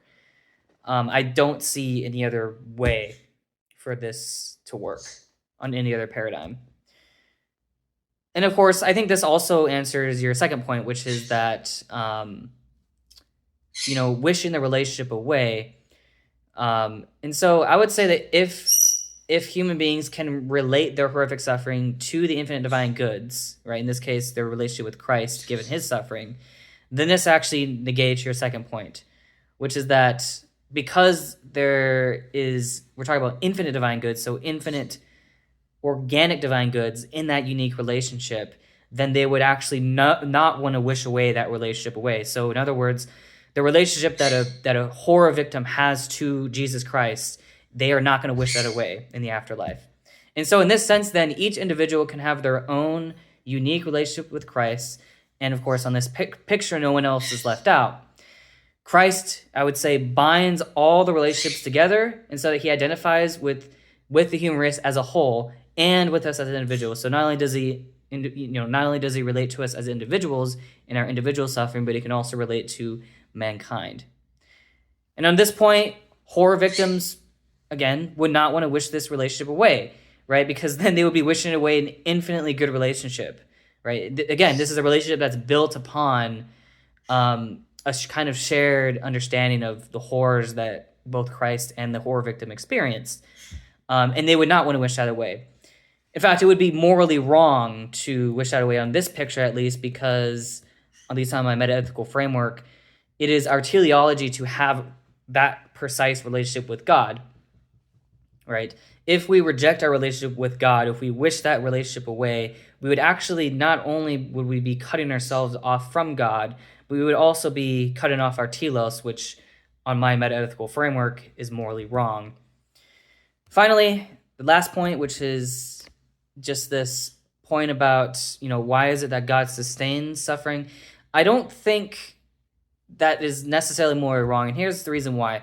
So I agree with you that if God were the sufficient cause of suffering, then that would be a problem, obviously. But I would argue that God does not actually, so even though God does sustain the world, he doesn't actually create worlds as in timelines. I say that God creates initial world segments, and then from those segments you randomly get the rest of the creation, right? So it's a kind of disjunctive model creation, right?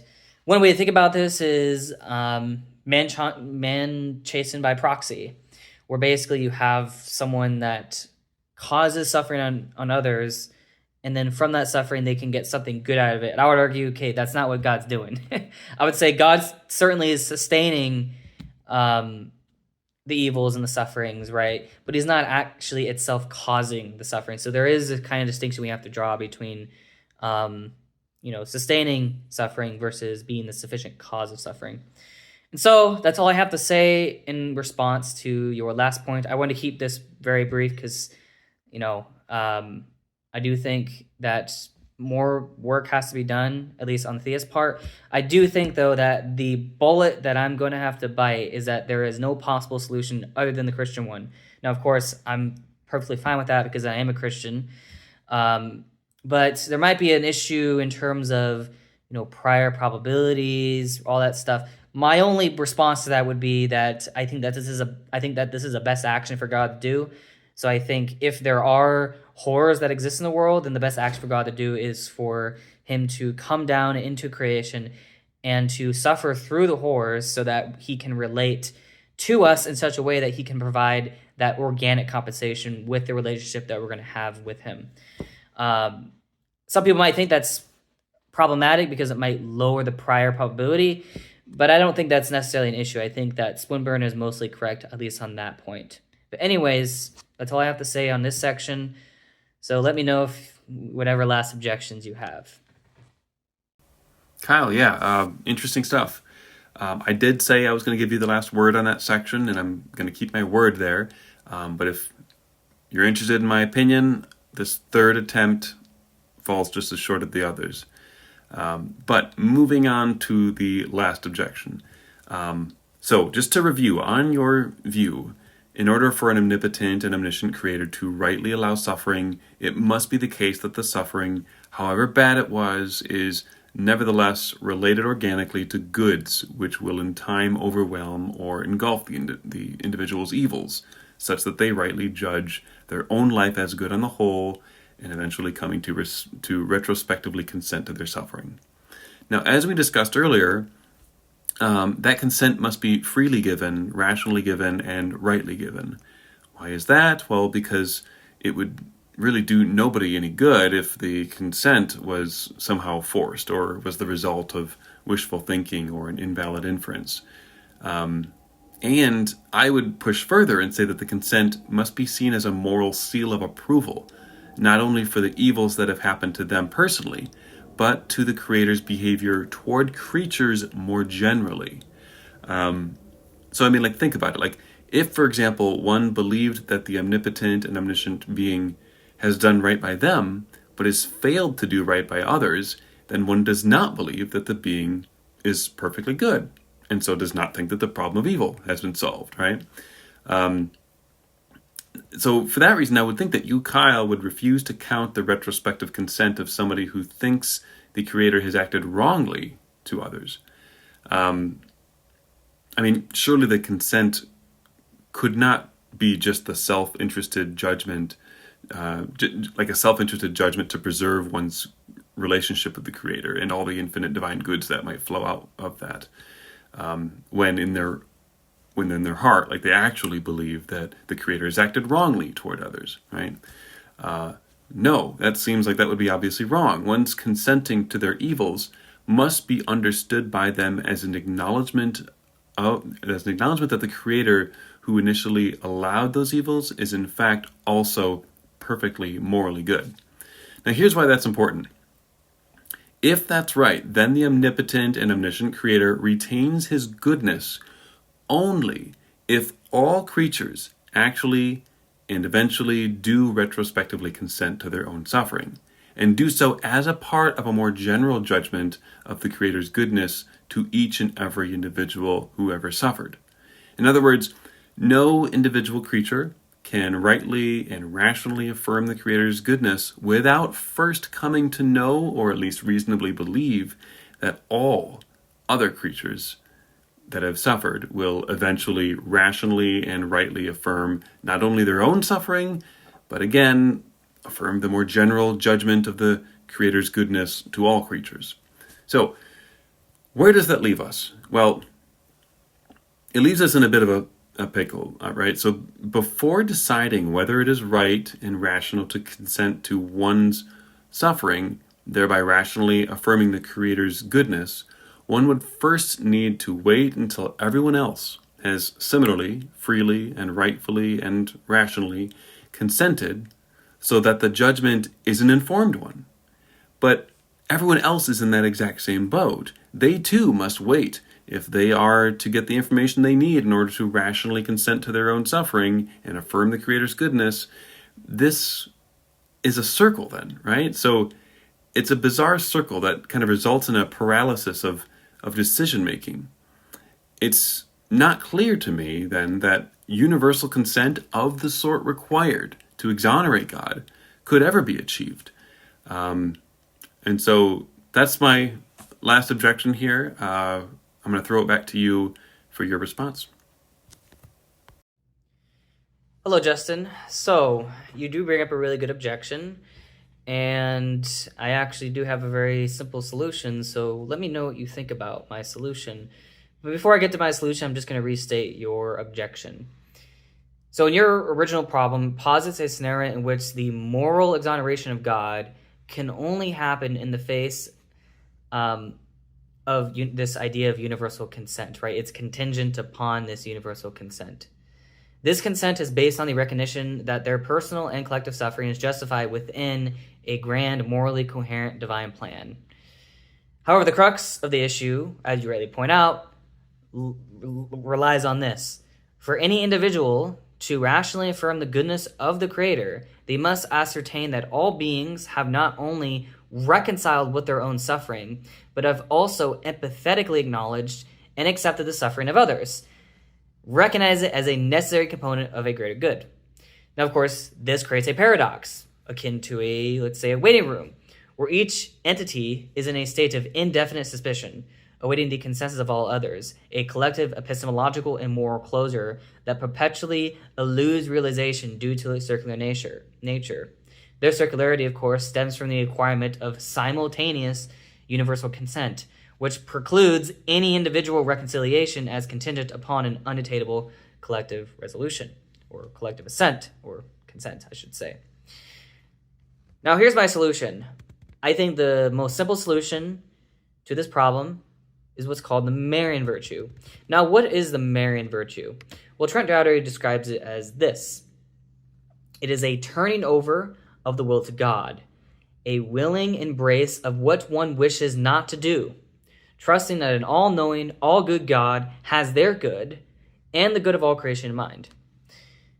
And so, how did this play out? Well, for Mary, this played out when she said, "Be it unto me according to thy word." Jesus, similarly, has also said, "Nevertheless, not my will be done, but your will be done," if you read Luke, or the Gospel of Luke, I should say. Now, here's the thing with this virtue, which is that it directly addresses the dilemma that you're presenting here. And the reason why is because the virtue embodies a spiritual willingness to embrace the trials and tribulations ordinated by God, perceived, of course, as all-knowing and all-good, trusting that there is a greater good at play beyond the individual or even collective human comprehension. This solution sidesteps the philosophical, problem by transforming the basis of consent from a collective, rational agreement to reach upon mutual understanding of all suffering to an individual act of faith.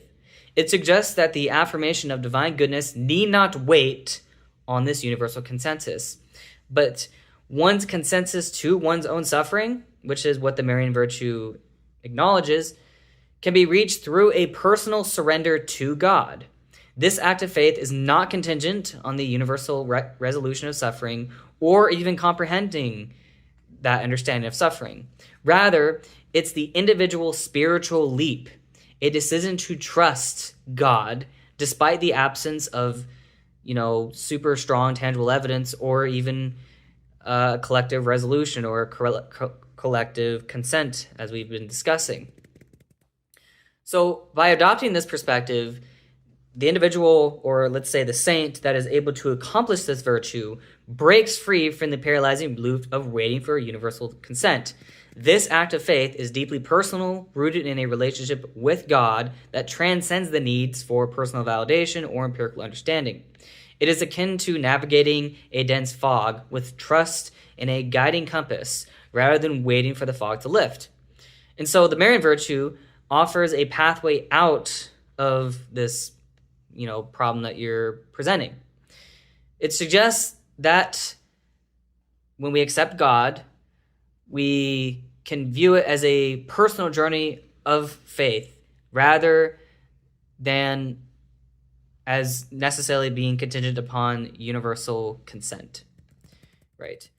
Now, of course, here's the summary of it. In the context of the philosophical problem that you presented, where the goodness of God and the rationality of affirming such goodness is dependent on universal retrospective consent of suffering, the Maran virtue offers this.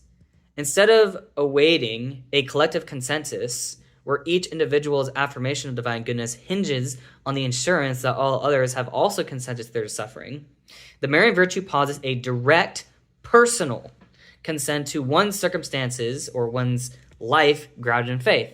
This consent is not passive resignation, or is not a passive resignation, but it is an active trust in the higher wisdom of the goodness of God, even in the absence of full comprehension of why suffering exists, or even the full consent of others. And so here's kind of an analogy to kind of close off here. Consider a trust fall exercise where a person falls backwards, trusting for others to catch them. Now, let's say that they play in this game and that they're going a circle. The circle is like a scenario where everyone stands in a circle and each individual person awaits for someone else to fall and to be caught before they're willing to trust and fall themselves. The Maran virtue, however, is akin to someone choosing to fall based on their trust in the group without waiting for others to demonstrate it first. And of course, this Maran virtue act, can inspire others to do the same, breaking the cycle of waiting. Thus, my solution to this is that actually the Maran virtue that I've been discussing here is that is what the consent is.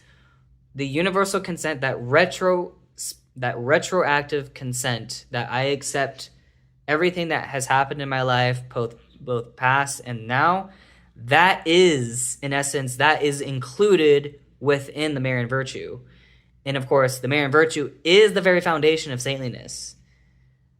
And that's why, of course, that is actually the most difficult virtue to obtain, precisely because it does require that you put your trust in God, even if you are not fully informed yet.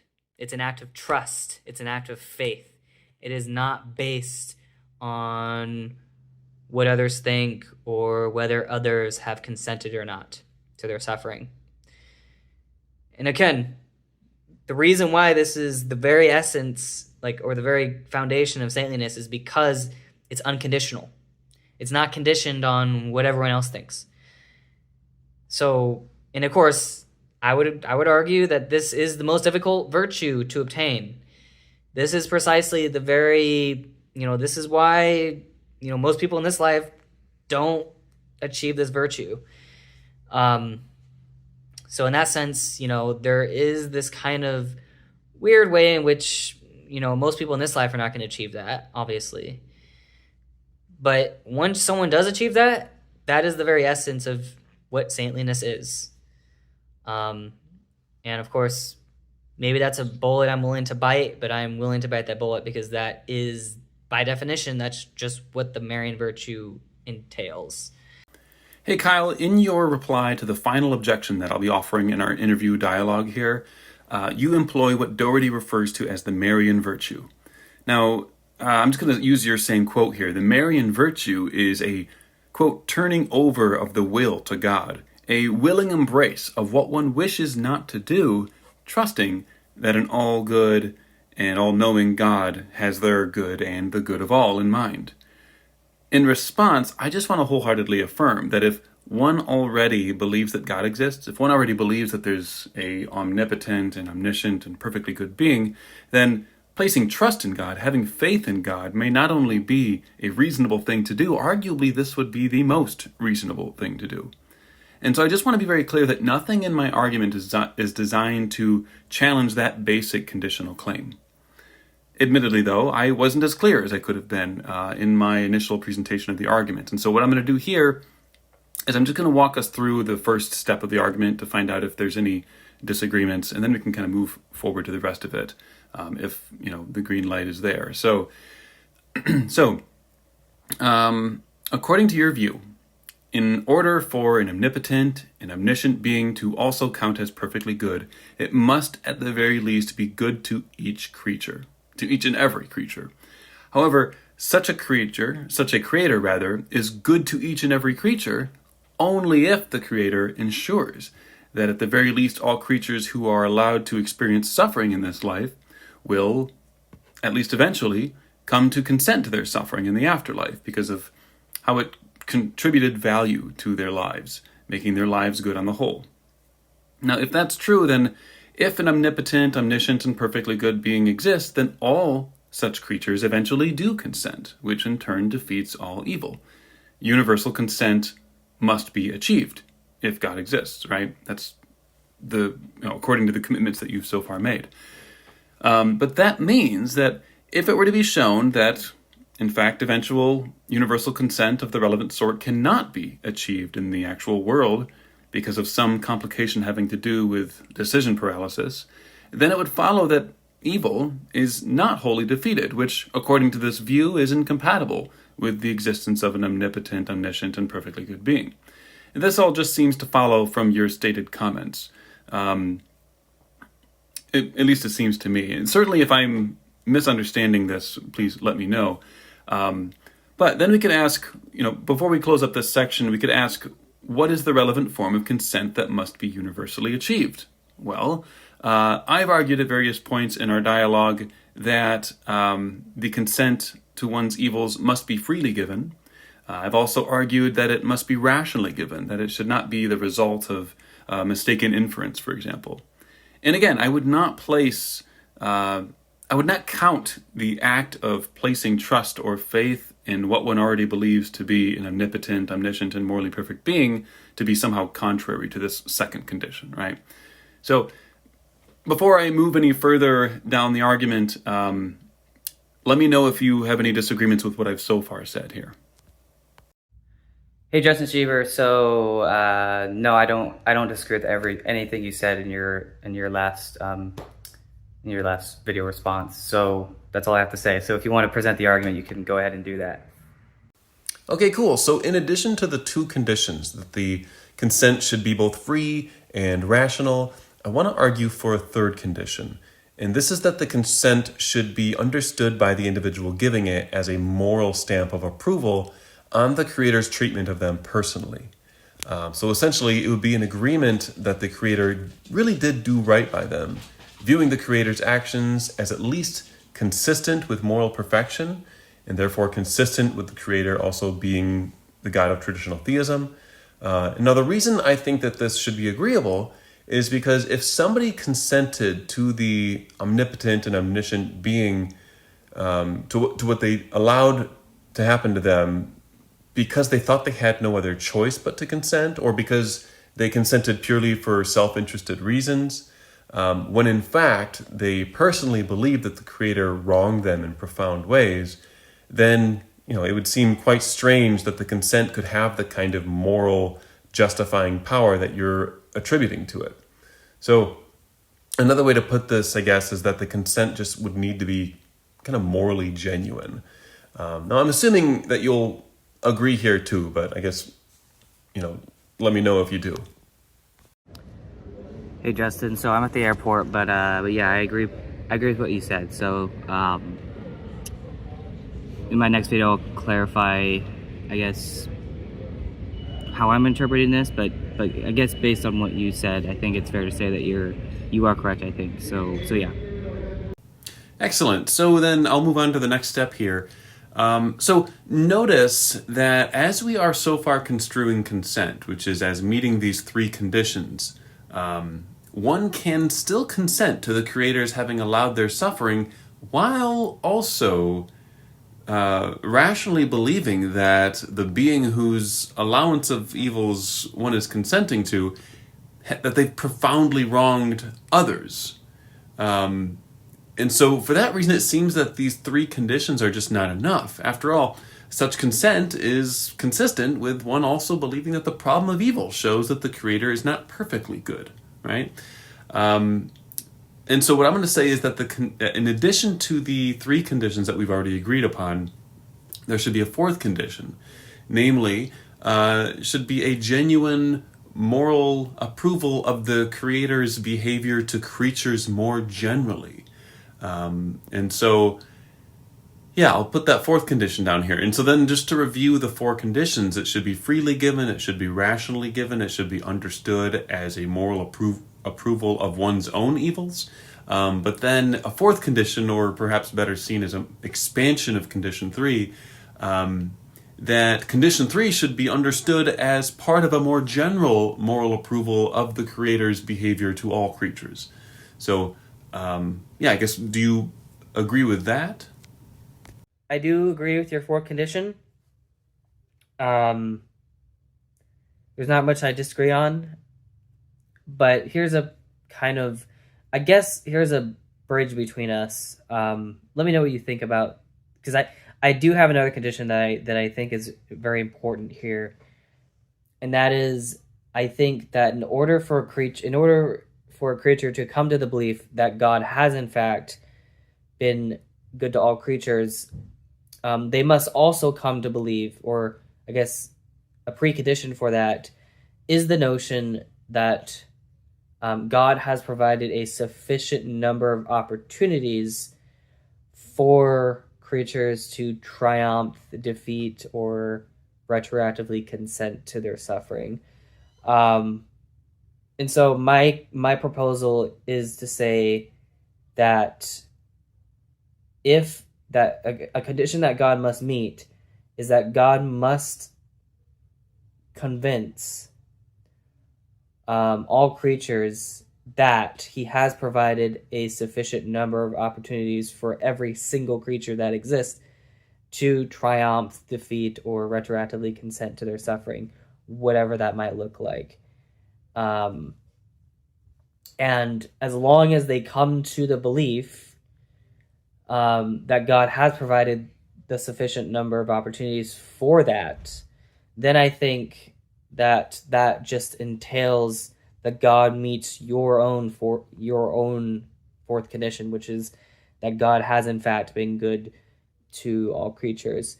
And the reason why I'm proposing this kind of sub-condition is because I think that's another way we can kind of like solve the dilemma that kind of gets created from this. So I do think there has to be some intermediate, I guess, condition between the consent that an individual makes for themselves, but also a moral approval of what God has done to all other creatures. I think in order to get to that, fourth condition, I think there needs to be an intermediate or sub-condition that creatures must come to accept, and I believe that once they come to accept that intermediate condition, then they will come to accept, then that's going to meet your fourth condition. So that's kind of the reasoning for why I'm proposing that. But let me know what you think, and then we could see if there's anything else you want to say on regards to this.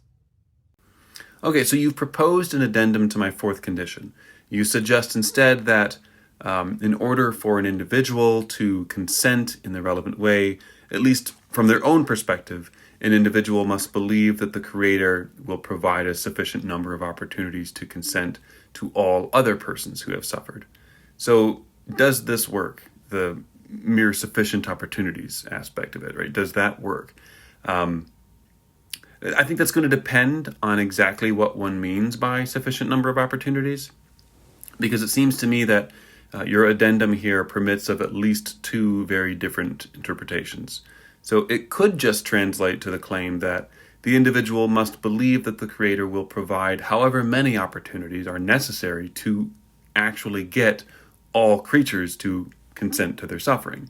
On this first interpretation, that's just fine by me, of course, right? Like, my fourth condition was just that a creature's act of consent must be understood by them as a recognition that the Creator has in fact been good to all creatures. And of course, we've already stipulated, along with McCord Adams, that in order for a Creator to be good to all creatures, that the Creator must in fact ensure that all creatures retrospectively consent to their suffering. And that just means that the Creator must provide each individual with however many opportunities they need in order to retrospectively consent, and in order to reach, universal consent. So if that's what you mean, then of course we're going to agree here. But then that's just already suggested by my fourth condition. So it doesn't really seem that the addendum would be adding any further detail to our four conditions there. And so for that reason, it makes me think that perhaps you're interpreting this in a different way. And so here's another possible interpretation. So you might think that instead that you want to say that an individual must believe only that the Creator will provide some reasonable amount of opportunities to consent to their own to their suffering, but that the individual need not believe that the Creator has ensured that all creatures do in fact consent. So if that's the intended interpretation, though, then I think a problem does kind of bubble up here. Because as we just mentioned, right, we've already stipulated that in order for the Creator to be good to all creatures, the Creator must ensure universal consent. So suppose then that some individual comes to believe that some undefined number of opportunities for consent will be provided by the Creator to all creatures. What then? Well, I mean, surely they would recognize that this is still a far cry from them believing that the Creator will in fact ensure universal consent, right? Which is, again, what your view requires. But essentially, put simply, the latter belief cannot reasonably be inferred from the former. And so if, in the light of that logical gap, they nevertheless still make that jump, then quite clearly they've just failed condition 2 of consent. And so they're not consenting in the relevant way. So I guess just to be clear, this addendum to condition 4 permits of at least 2 interpretations. On one of them, the addendum is kind of redundant because it doesn't really say anything additional to what could already be inferred from that 4th condition.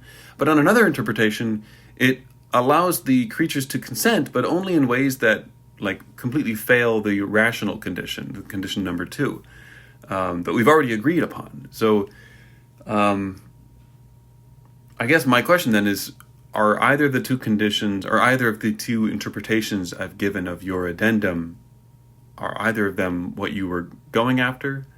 So I would certainly go with the first interpretation, and that is because I think that the opportunities that God gives us to consent to our suffering is going to be a dynamic.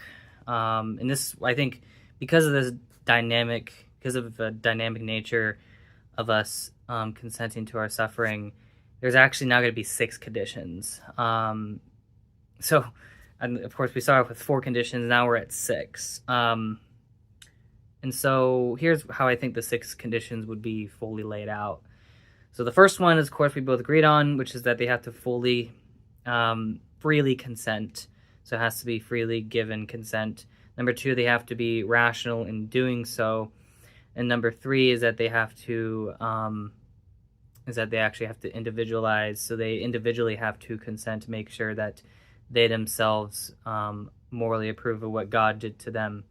Now, you mentioned the 4th one, and I'm not going to disagree with the 4th condition, but I do think that perhaps it might be best to lay out your 4th condition as my own 6th condition, because I do think there are 2 other conditions that we need to also put in there.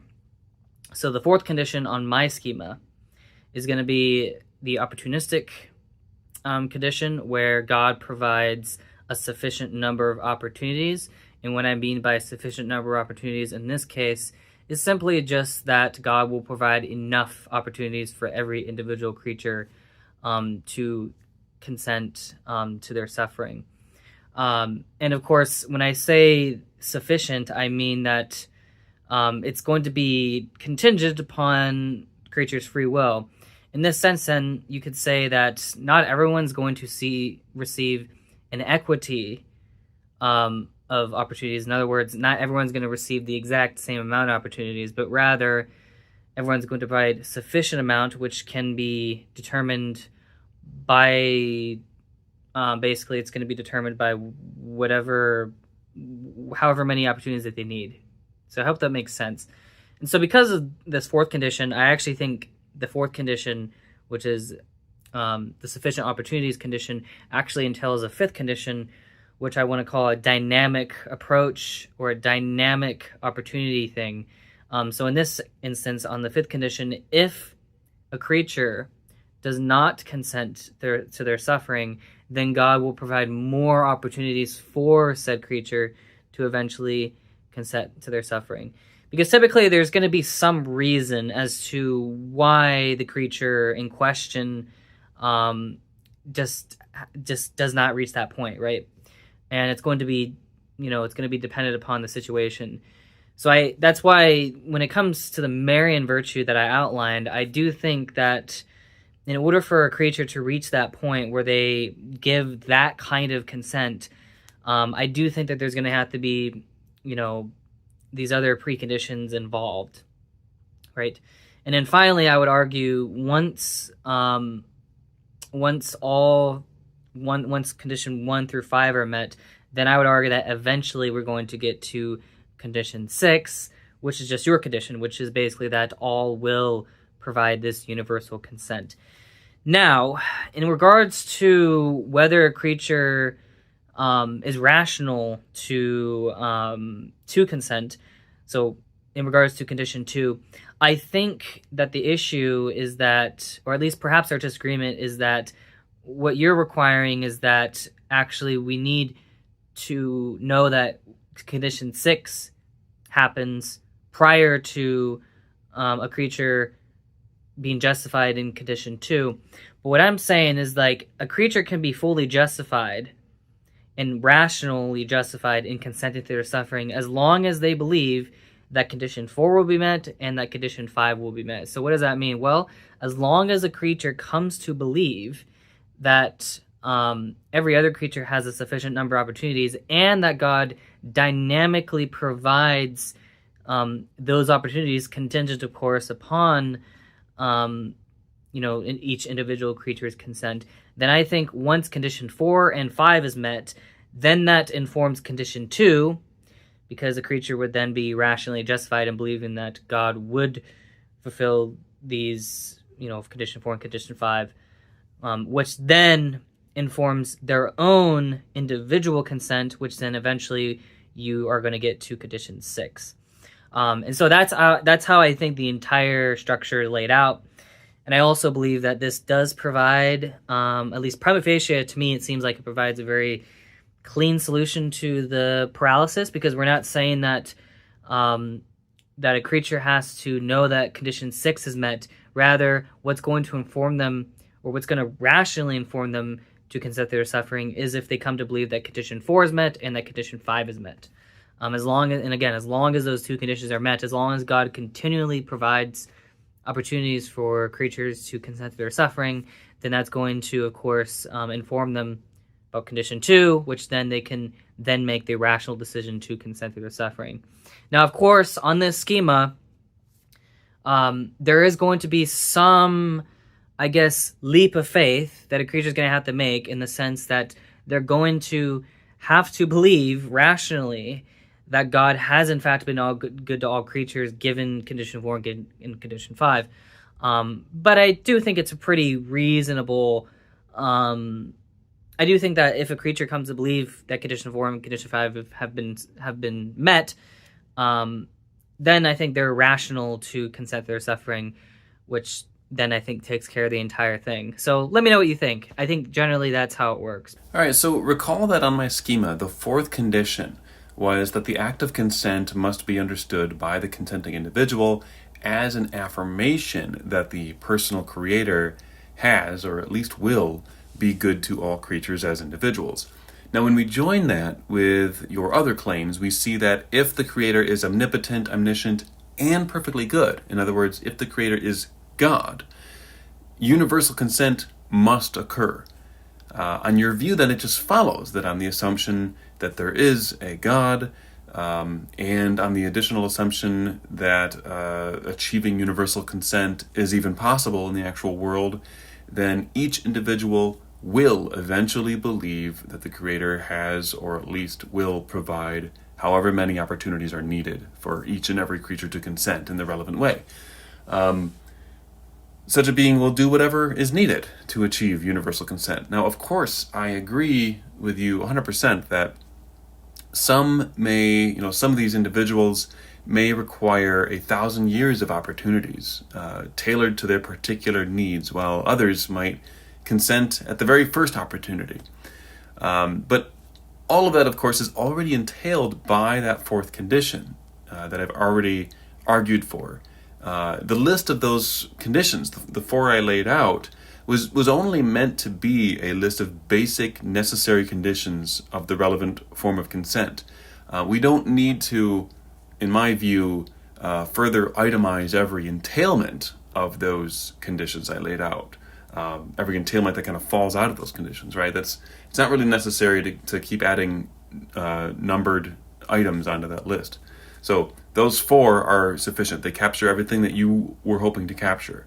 Now, before getting to your response, what was the argument that I was forwarding? So my argument was that in the actual world, it is impossible, even for an omnipotent and omniscient creator, to bring everyone to freely and rationally consent in the relevant way. And this is because any individual's decision would crucially depend on their ability to know or at least reasonably believe that all others have or at least will decide to consent in a way that also meets those conditions.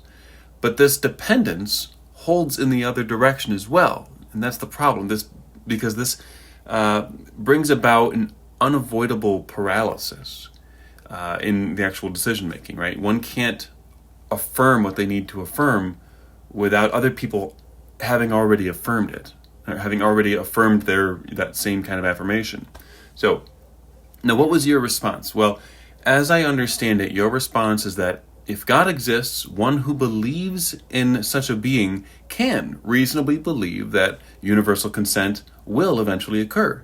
In fact, it must, right? After all, one has already committed themselves to the idea that God's essential goodness requires it.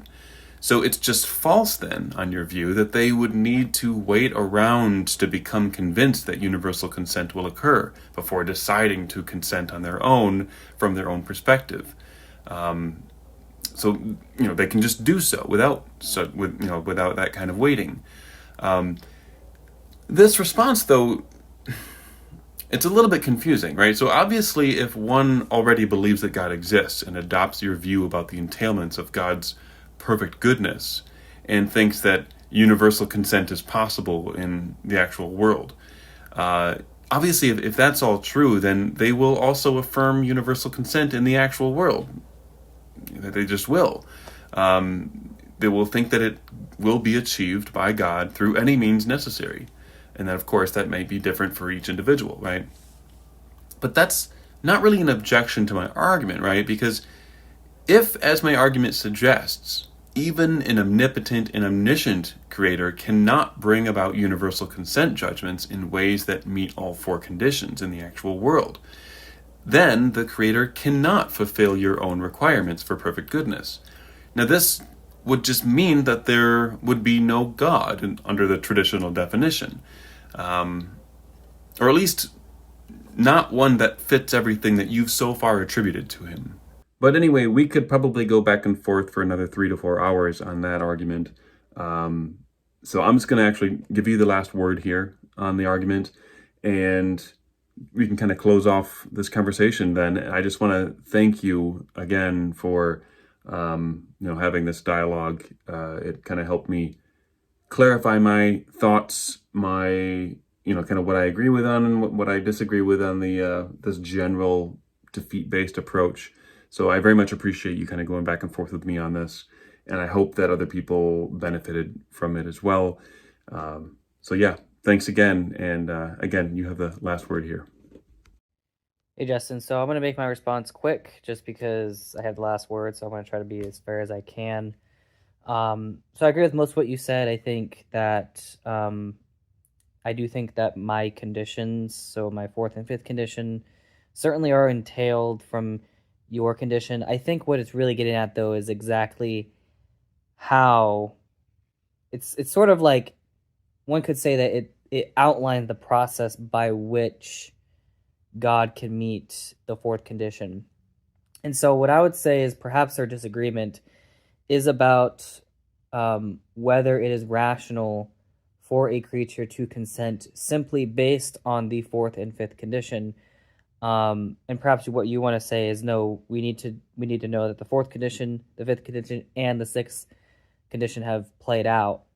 And that's where I would disagree. I would say we only need the 4th condition and the 5th condition. Now, perhaps we could, I guess, reframe your problem. Perhaps the problem is that we cannot deductively know or at least for certainty, whether God is all good, because there might be this kind of moral paralysis, well, not moral paralysis, but this decision paralysis as you're outlining.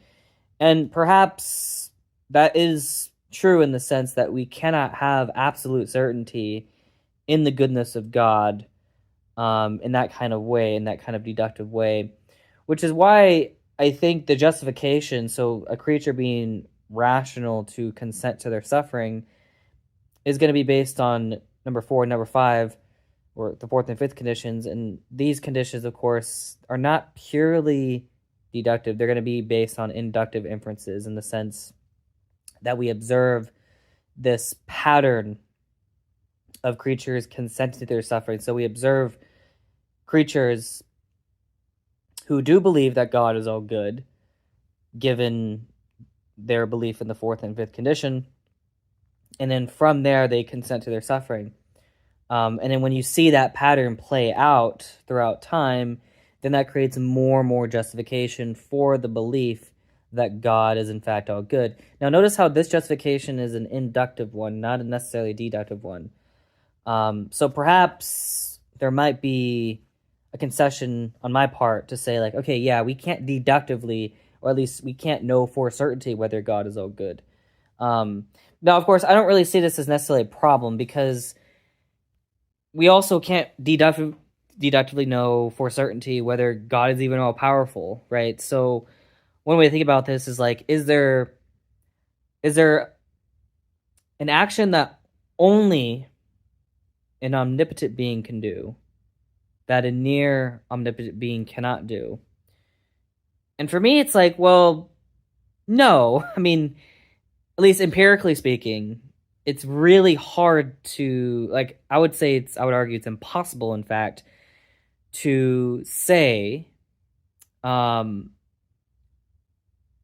to empirically verify that God is actually truly omnipotent. And the reason why is because for any act that an omnipotent being can do, a near omnipotent being can also do the same thing, right? At least metaphysically speaking, or at least, empirically speaking.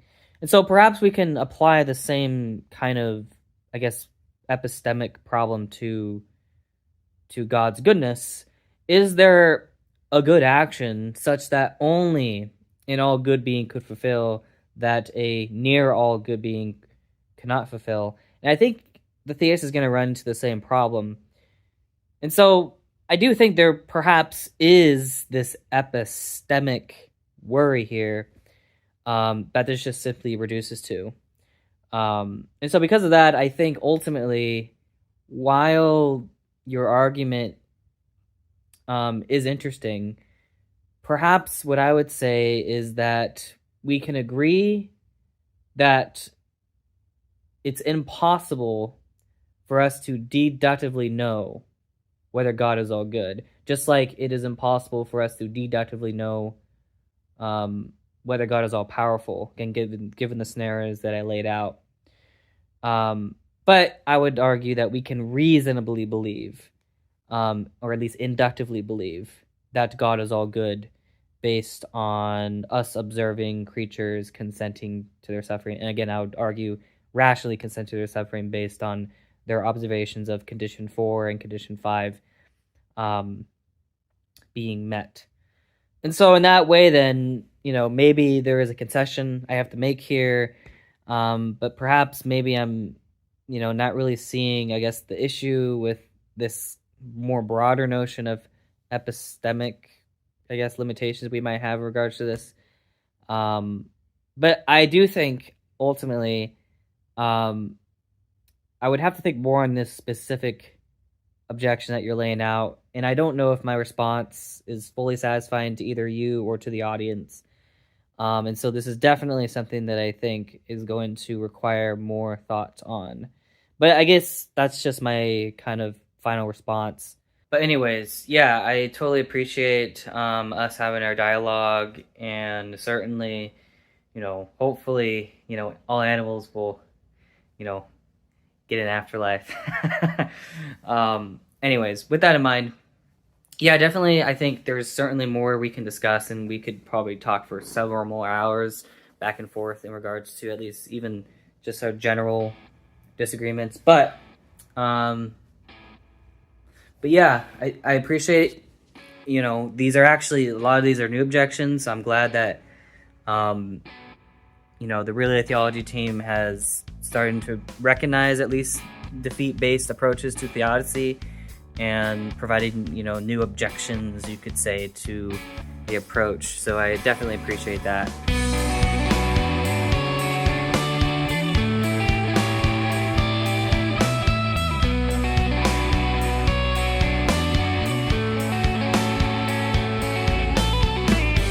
Hey guys, it's Justin. Sorry to interrupt, but we put a lot of time and effort into these episodes because we think it's very important that people come to think more carefully about religious ideas. And you're watching the episode, so you probably agree to some extent, and yet many of you, no, most of you even, are not even subscribed to the channel. Please, don't make it weird, just subscribe. Better yet, please consider supporting us by becoming a patron for early access to our content and other benefits. For example, if you support us at the $5 level, that means that we have to make a response video to a video of your choosing. Speaking of support, we want to thank Bike Mearns, Charles Hoffer, Robin Willems, and Ed Atkinson.